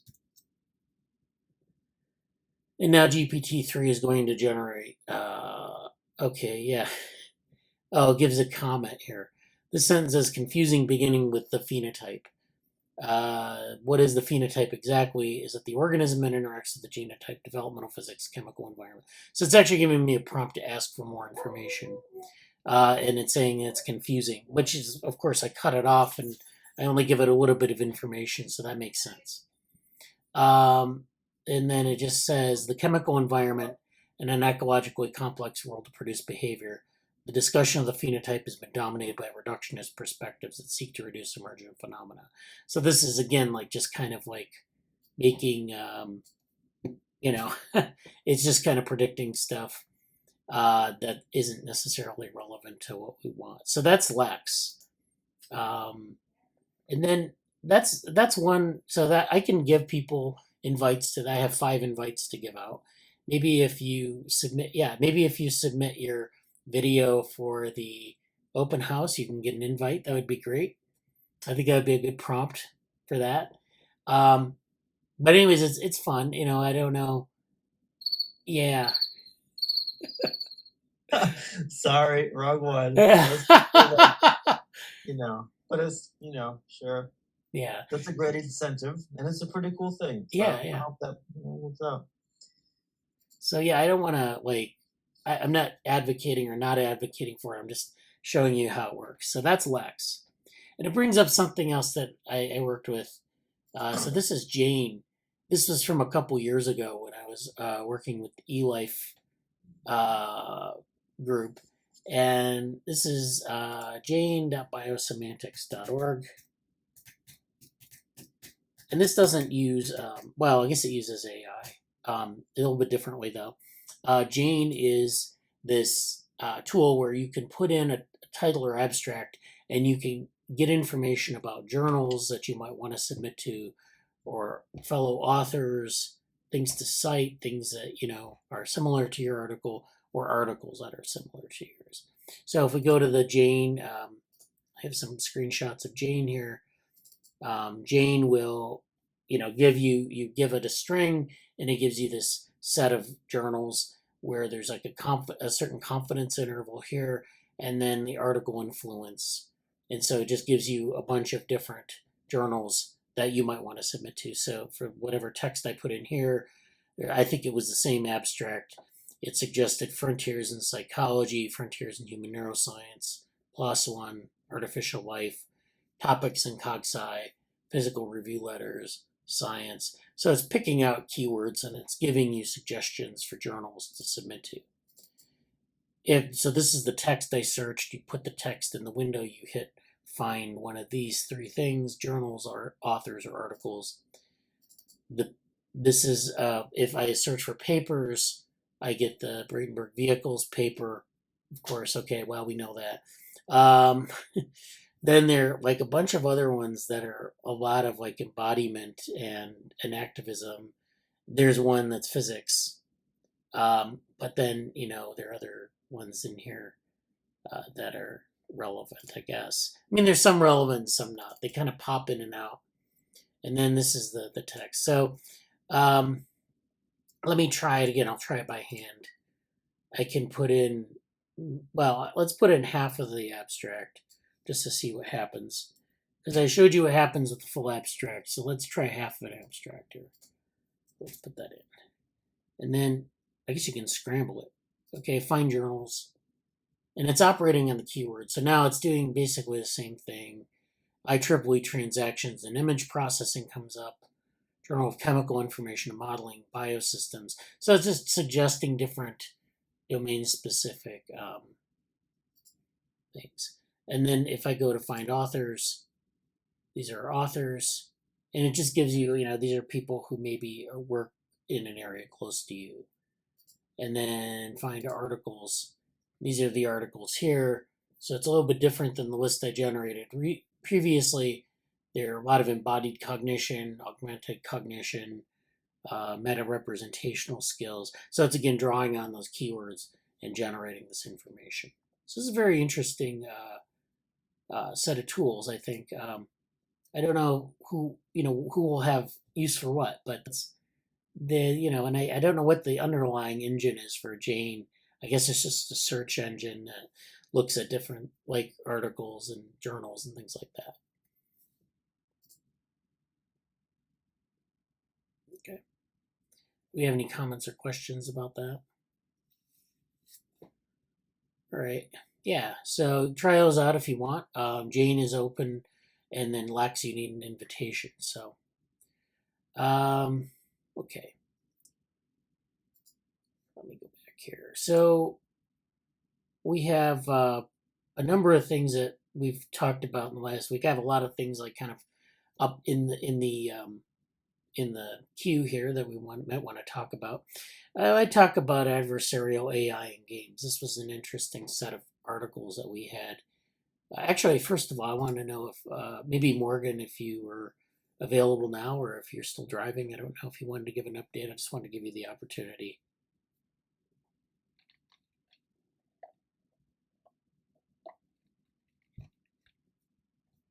Sorry, not yet.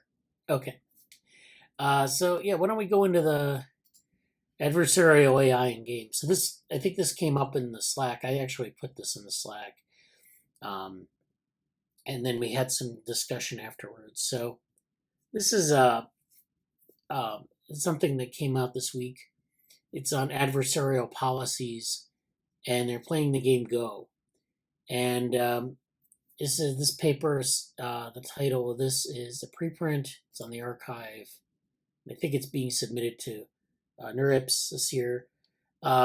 This says adversarial policies beat professional level Go AIs. So these are AIs that play the game Go, which is a game from, I think, China, where they have stones, black and white stones, and you move them around. It's like a sort of a chess-like game, but it's not chess. It has its own history, very long history of playing, but it's a strategic game that plays on a board, kind of like chess. So this has been used for a long time in AI research as well. It's a good game for a benchmark.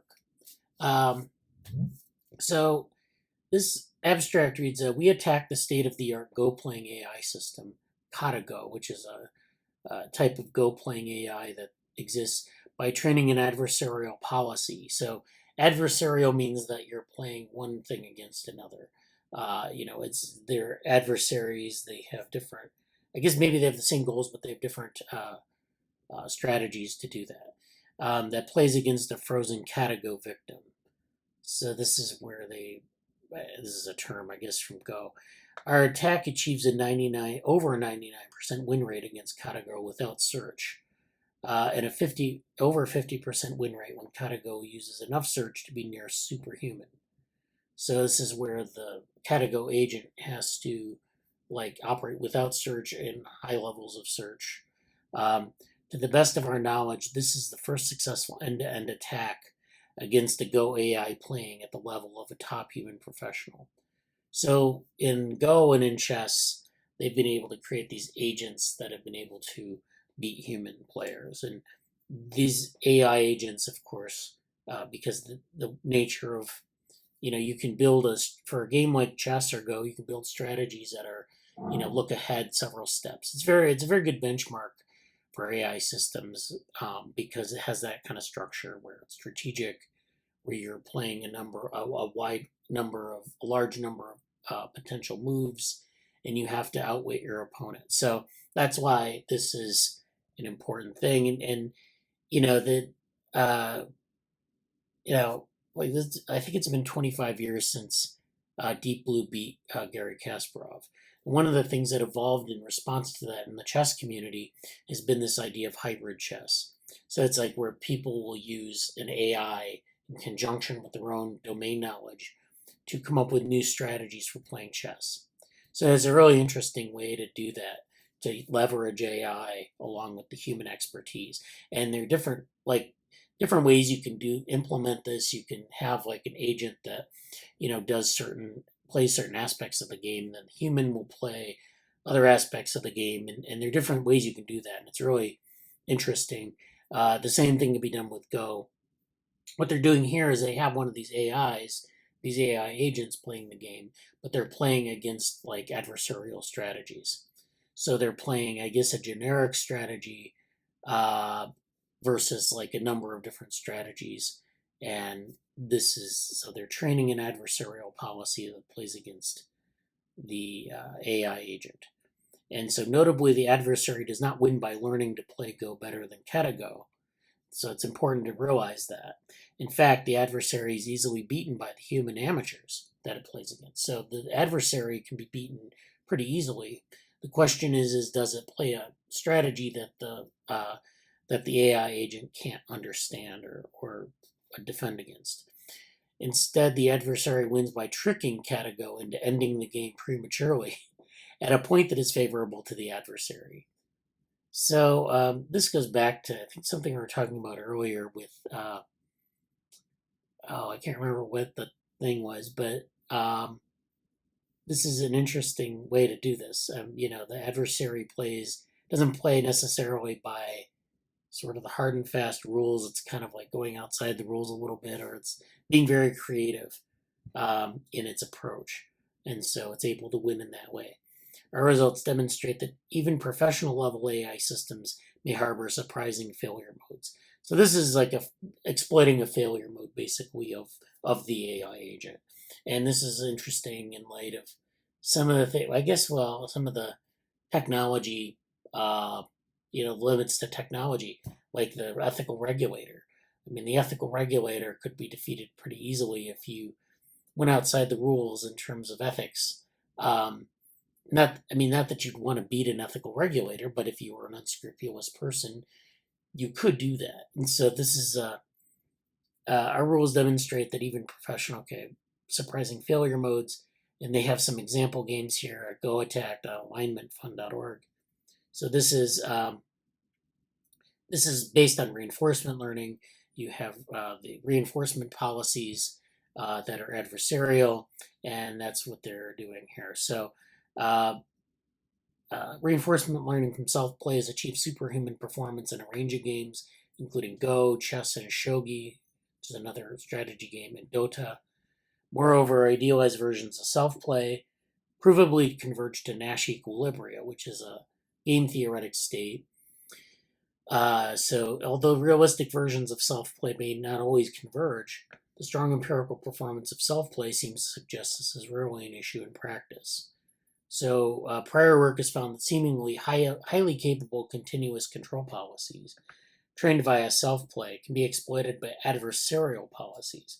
So this is different from a continuous control policy, like in the ethical regulator, where you're trying to control everything in real time and have every piece of information and act upon it accordingly. That can actually be exploited by an adversarial policy, which is different. And so this suggests, and again, it's like getting around the rules in a way. It's like figuring out like what other options exist.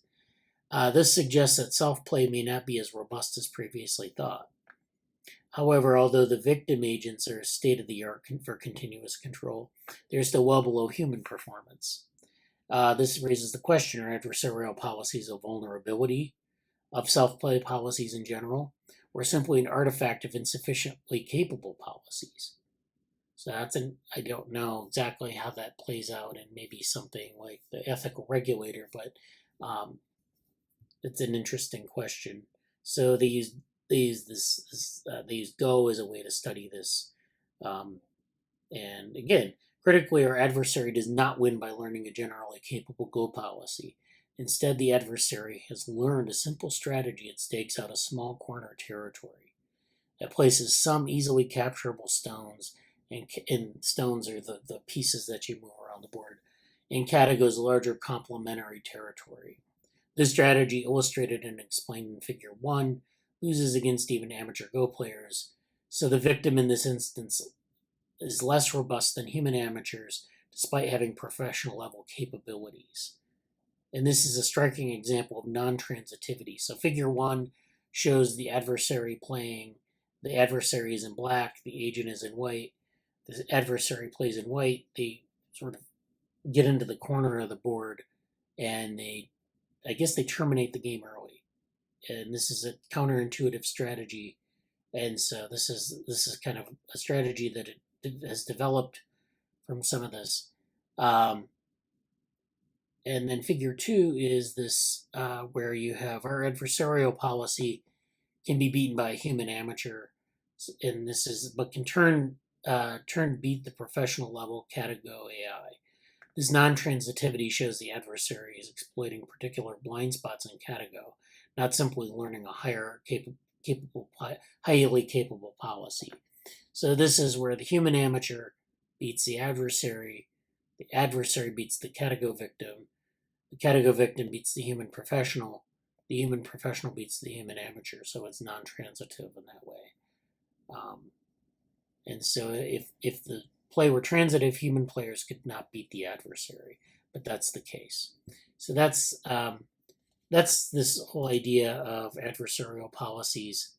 And then I think it was Morgan who posted some things on AI and play, and this is from the Computer History Museum. This goes into like Go and deep learning and the history of this area. So Go is actually a very good game for benchmarking these things. And there's been a lot of work in terms of deep learning, specifically in training Go. And they were talking about how China's been investing billions in deep learning research and deployment, and they've been using Go as a benchmark for this. And Google's DeepMind AlphaGo, of course, is a platform that was able to beat the world champion, much like your Deep Blue beat Garry Kasparov in the 90s. So traditional symbolic AI based primarily in heuristic search was running out of steam by the 1990s, and despite Deep Blue's success at beating the world champion in chess, its use of brute force search techniques actually showed that little intelligence was needed to play grandmaster level chess. So you can just search the space of possibilities. There's a tree of possibilities from your current move to different strategies in different states, and you just have to explore enough of that tree outward and understand all those moves and that's the brute force approach to beat your opponent. And this, so it doesn't require intelligence, it just requires like computational power. But it doesn't necessarily mean that you can't use strategy or different types of intelligent strategies or even like, these sort of adversarial strategies, which are sort of Machiavellian, to win as well. So, Deep Blue used a brute force search technique, but you don't necessarily always have the raw computing power to throw at it. Chess may have been a complex enough problem in the 50s, but in the 90s it was too simple. Much more complex was the Chinese game Go, a game dating back to before the 4th century BCE. So this is about Go and how you play it, and there are a lot of I guess technically Go is impervious to brute force search. A player could place a stone in 19 times 19 or 361 positions, a branching factor of 361 compared to 38 for chess, resulting in 10 to the 170th board configurations, which is a pretty large possibility space. It's much bigger than chess. and so you can't use a brute force method necessarily for that, but you can do these other types of strategies. And so, how did DeepMind or how is DeepMind able to make AlphaGo beat the world champion at Go? So I guess they're asking the question: how did AlphaGo beat the Go champion? In between 1997 and 2016, a revolution occurred in AI, and they say that this GoFi, which is of course symbolic AI, wasn't up to the task. But now we're getting machine learning and deep learning, and so that kind of an approach worked well. This is from the Computing History Museum, so they're kind of writing it at a different level than that paper that we just saw. And so deep learning was the answer in this case, and it was parallel distributed processing, connectionist approach, so they're kind of going through that. Yeah, so they kind of go through a lot of that history. I'll put the link to that in the chat, in the general channel when I post things from this week. And then this is actually, that was part 2 of a 2-part article. This is part 1 that kind of sets the stage for what we're talking about here. Kind of shows Garry Kasparov losing to Deep Blue, and how this, this is sort of a, how we've been able to do this in AI, playing these different game benchmarks and beating them. And so it kind of goes through, shows Alan Turing and some of the history behind it. So I'll put these articles in the chat. Did we have any questions or comments about that? We had some things in the chat, actually. So yeah, Morgan said it's a great museum. Jesse is Stuart Russell. So that's, and then Amanda said, I don't know Go, but I love backgammon. Any backgammon playing AI R&D? I think there might be. I don't know any of the specific details of it, but it's the different games with that kind of a structure. I just don't know the literature on it or the state of the art. But I don't think they're trying to beat the world champion at backgammon. I might be wrong. Yeah, this is TD Gammon. This is, and then this is another article on backgammon. Backgammon program beats world champion. So this is actually from 1979. In July 15, 1979, a backgammon computer programmer beat the world backgammon champion in a match to 7 points. So this is actually pretty old. Yeah, that would be before chess, right? It said it was the first time. Yeah.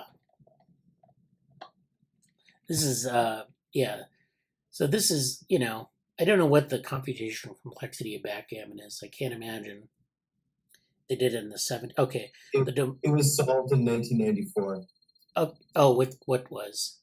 Backgammon as a probabilistic, meaning that all the probabilities and all the possible moves were all basically solved. So you could put a computational model of backgammon in your computer, and it would just be like, well, I know exactly what's going to happen here. Yeah. The domain of backgammon comprises some 10 to the 20th positions. Its complexity approximates that of bridge or checkers, both of which can be played as an avocation very seriously. So yeah, they've thrown this. So this is kind of what they might call a solved problem, but I don't know. Yeah, I'm not familiar with it, the literature on it. So thank you for that, Amanda and Brian. That was good. And then this is backgammon. This is another article on this. So yeah. Any other comments or questions on that? I mean, if nothing else, it kind of gives us lessons about what's solvable, how we would deploy an AI towards an end. And then their problem space has a lot of possibilities, maybe not so many, but that's going to determine what works and what doesn't, and there are things like that. Yeah. So that's adversarial games in AI. Then I wanted to talk about this article. I'll end with this, and I know we talked about this with Jesse.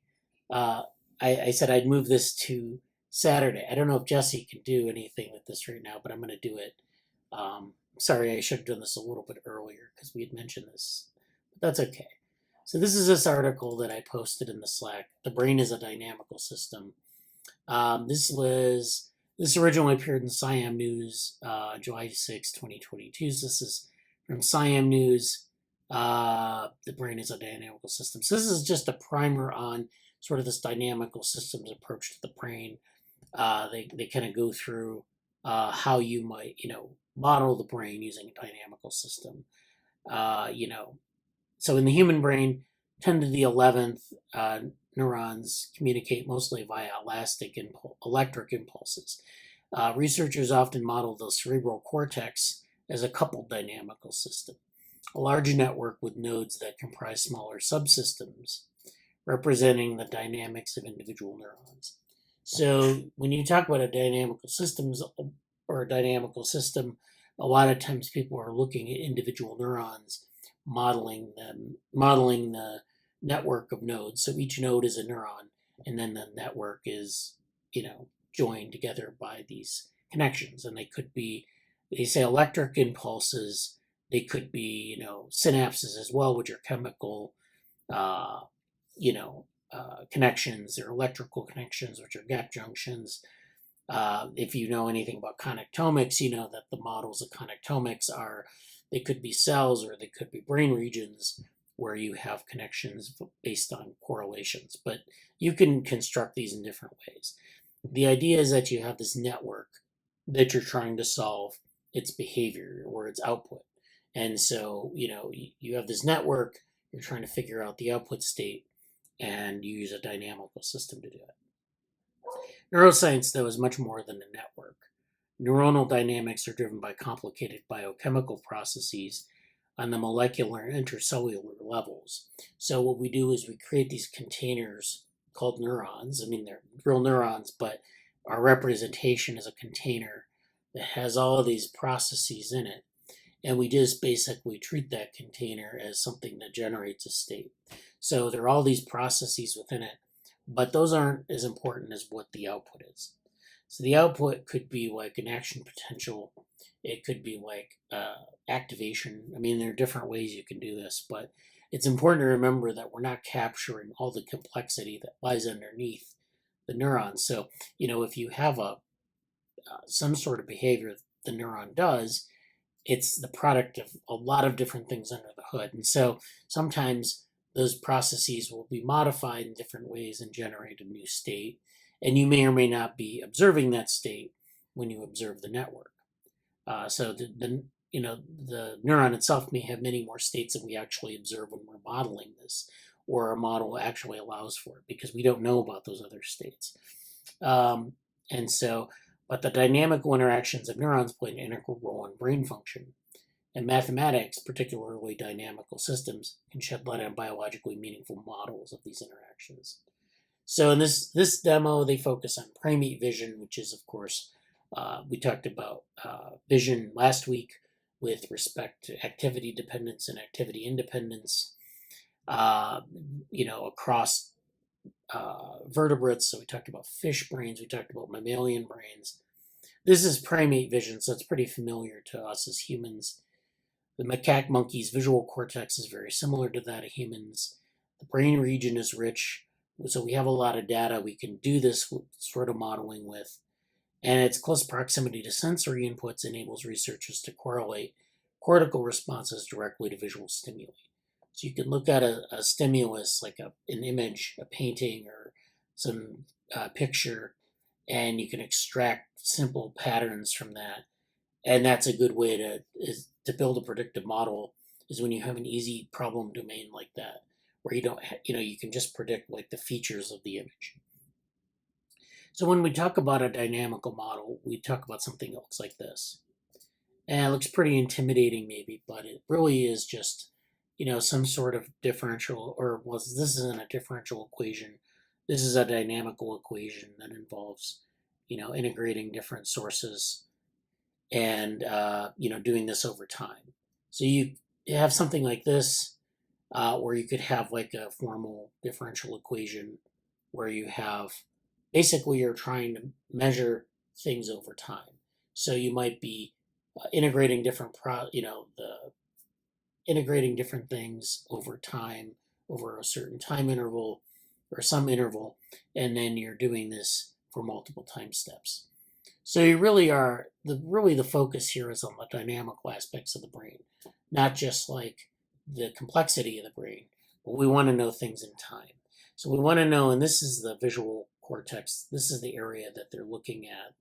This early part of the visual pathway, things come in from the eyes, they come into V1, then they go through this process where they go to higher visual centers, which either go through um, this ventral pathway or this other pathway that goes up like this, and you have these different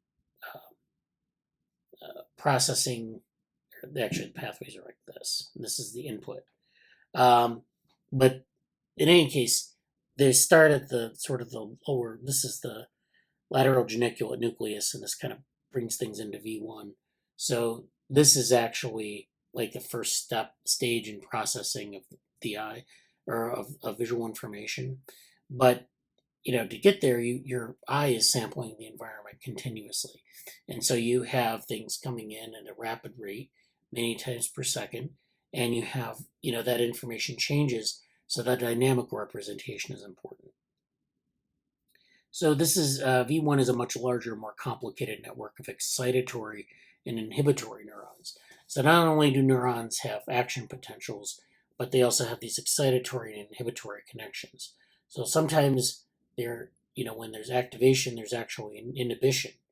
So it's like this is something when you have a circuit, not everything is excitatory. Sometimes it's inhibitory, and it makes a difference in the dynamics of the network because you get different. You don't get runaway feedback loops, for example. You get a nice things are nicely regulated, I guess is the way to put it. So this is V1. This is the representation they use here. The dynamics of which are described by the leaky integrate and fire equation. So this is an equation that they use for modeling different action potentials and how they are generated. This is a leaky integrate and fire model. So this is a standard model in the field. This is a differential equation, which we're then using to model this process over time. So you're looking at, I think, voltage over time, and it's basically there's a leakiness to it, so it's not the currents are controlling the state of the neuron, but also you have leakiness, which is kind of like I don't want to say an error, but it's also just kind of pointing out that the process isn't maybe perfectly optimal, I guess. So this allows for presynaptic excitatory and inhibitory cells, the spikes of which produce fluctuating current inputs that cause the dynamics to resemble a random walk, which is a random process from a center point where the system, that trajectory, randomly fluctuates around that point. And then there's an upward drift, which means that it's directional in some way. And so this is basically what we're trying to do. We're trying to model this trajectory in a dynamical system where the trajectory moves around the space and goes to new states, or it moves to different places in that space. So we're talking about a dynamical system where there's a trajectory. So maybe I can draw it out a little bit. You have this space that is like a phase space, they'll call it. You just have your axes here, and your center point is here. This is your initial condition, and then the state of the dynamical system will fluctuate around like this. This is what they call a random walk. This is a normal random walk.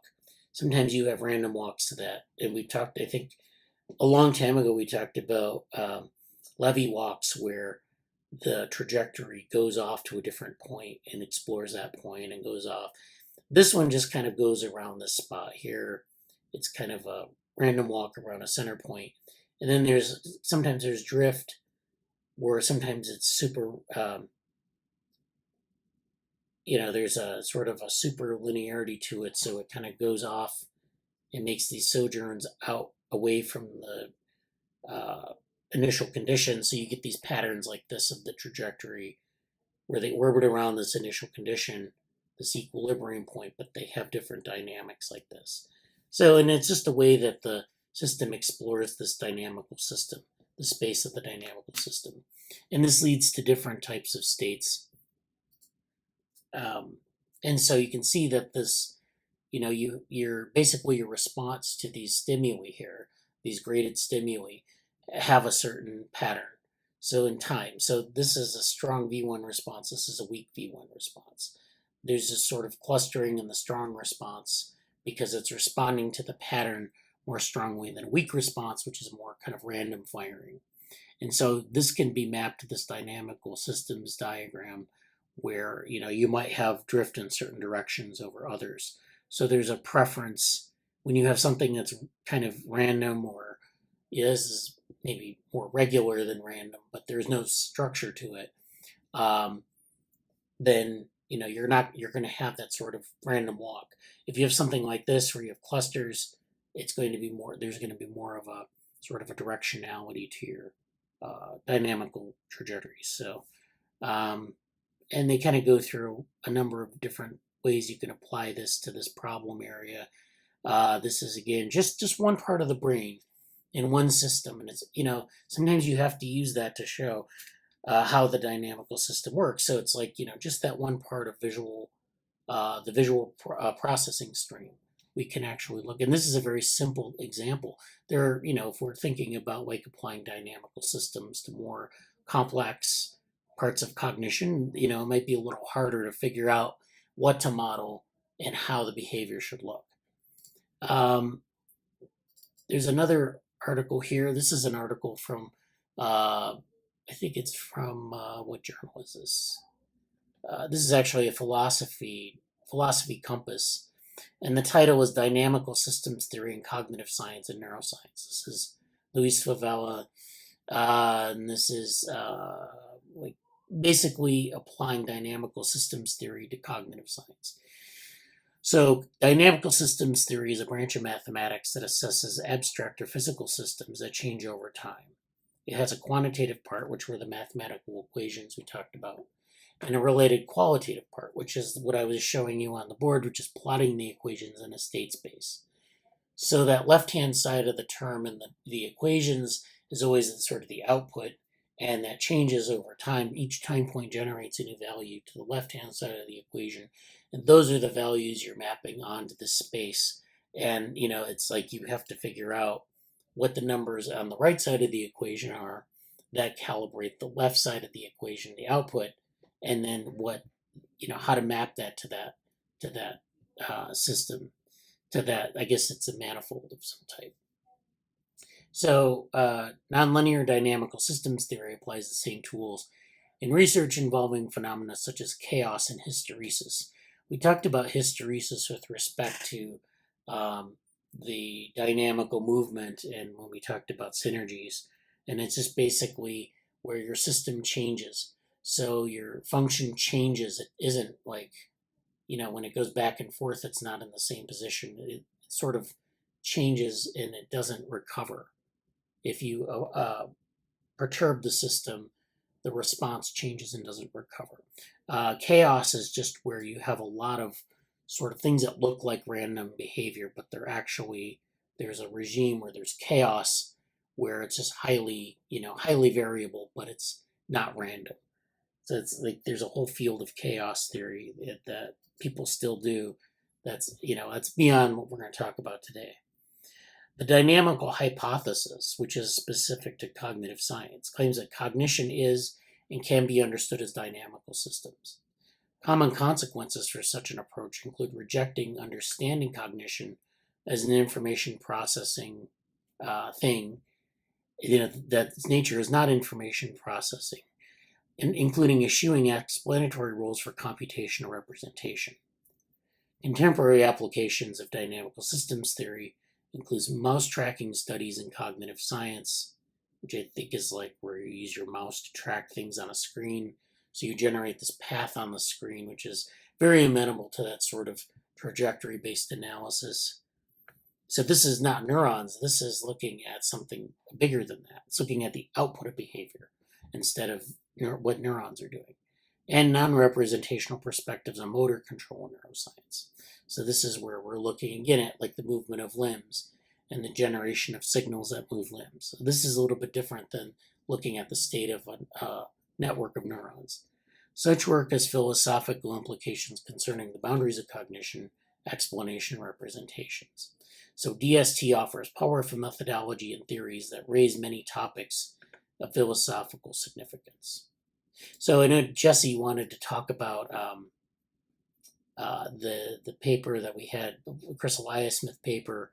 I mean, this paper I just showed is a pro dynamical systems approach. So they're extolling the virtues of dynamical systems for cognition. Then the previous tutorial I showed was on how you use individual neurons and their properties, especially their electrical or their sort of electrical outputs, their action potentials, and the state of those networks to model something like visual perception at a very low level. So those are your two different levels of sort of what we've applied dynamical systems to. But I mean, there are other possibilities. But I think the key here is that you have to figure out, first of all, what level of or what level of measurement you're using. If it's neurons or some sort of behavior. And then secondly, mapping that to the model, the phase space model, the trajectory that is the output. Finally, in this collection here, I have this book.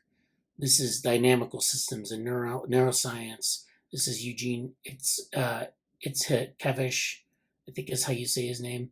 This is about from 2007. So this goes over a lot of the sort of the neuronal approach to dynamical systems.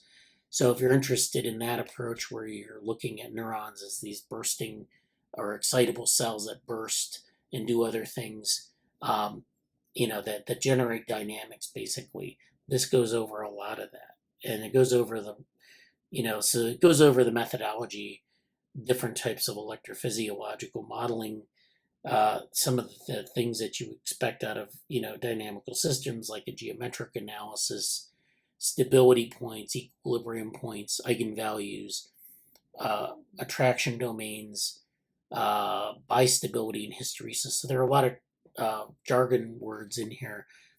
Saddle node bifurcations, slow transitions. So these are basically all describing behaviors of that trajectory. And equilibrium points, of course, we know are things where the system gravitates towards. So, there are all these different, it's a very, it's kind of a hard thing to get into. You have to know some math, but you also have to learn a lot of this jargon.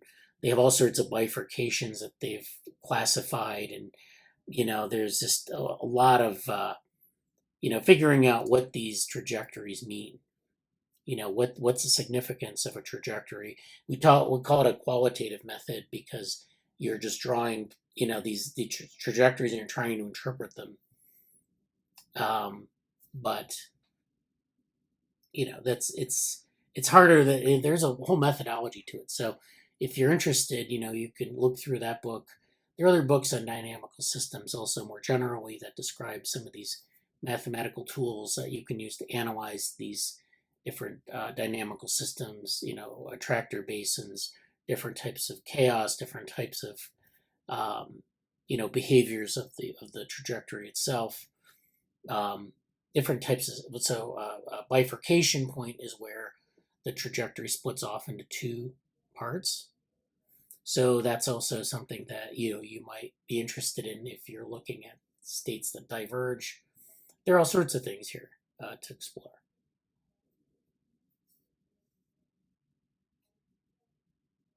So any questions about that? I don't have any questions, but that was really interesting. Okay, yeah. I definitely feel like I have a better understanding of what people are talking about when they throw those words in. Yeah, it's a lot of jargon. I mean, it's just like, and then like they use these terms like, that's a lot of them are from physics. Some of them are just kind of from mathematics. So it's like, but at the end of the day, I think that's the idea is like, you're just trying to build this very nice qualitative model of the output of these equations, which come from the system that you're interested in, and then analyzing those trajectories in different ways to say this is a bifurcation or this is an attractor, because they're hard. If you do it qualitatively only, it's like I can just point to something and it looks like kind of like a circle, you know. But yeah, I mean, there are a lot of problems with this kind of analysis too, because some people say, well, it's a pretty picture, but is it really matching up with the system we're trying to measure?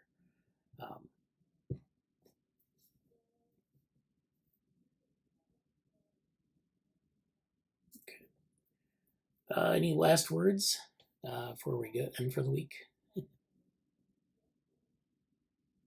All right. Well, thanks for the meeting, and we'll follow up on more of this next week. But we'll talk about some of this in Slack as well. So have a good week. Yeah. Thank you. See you. Bye.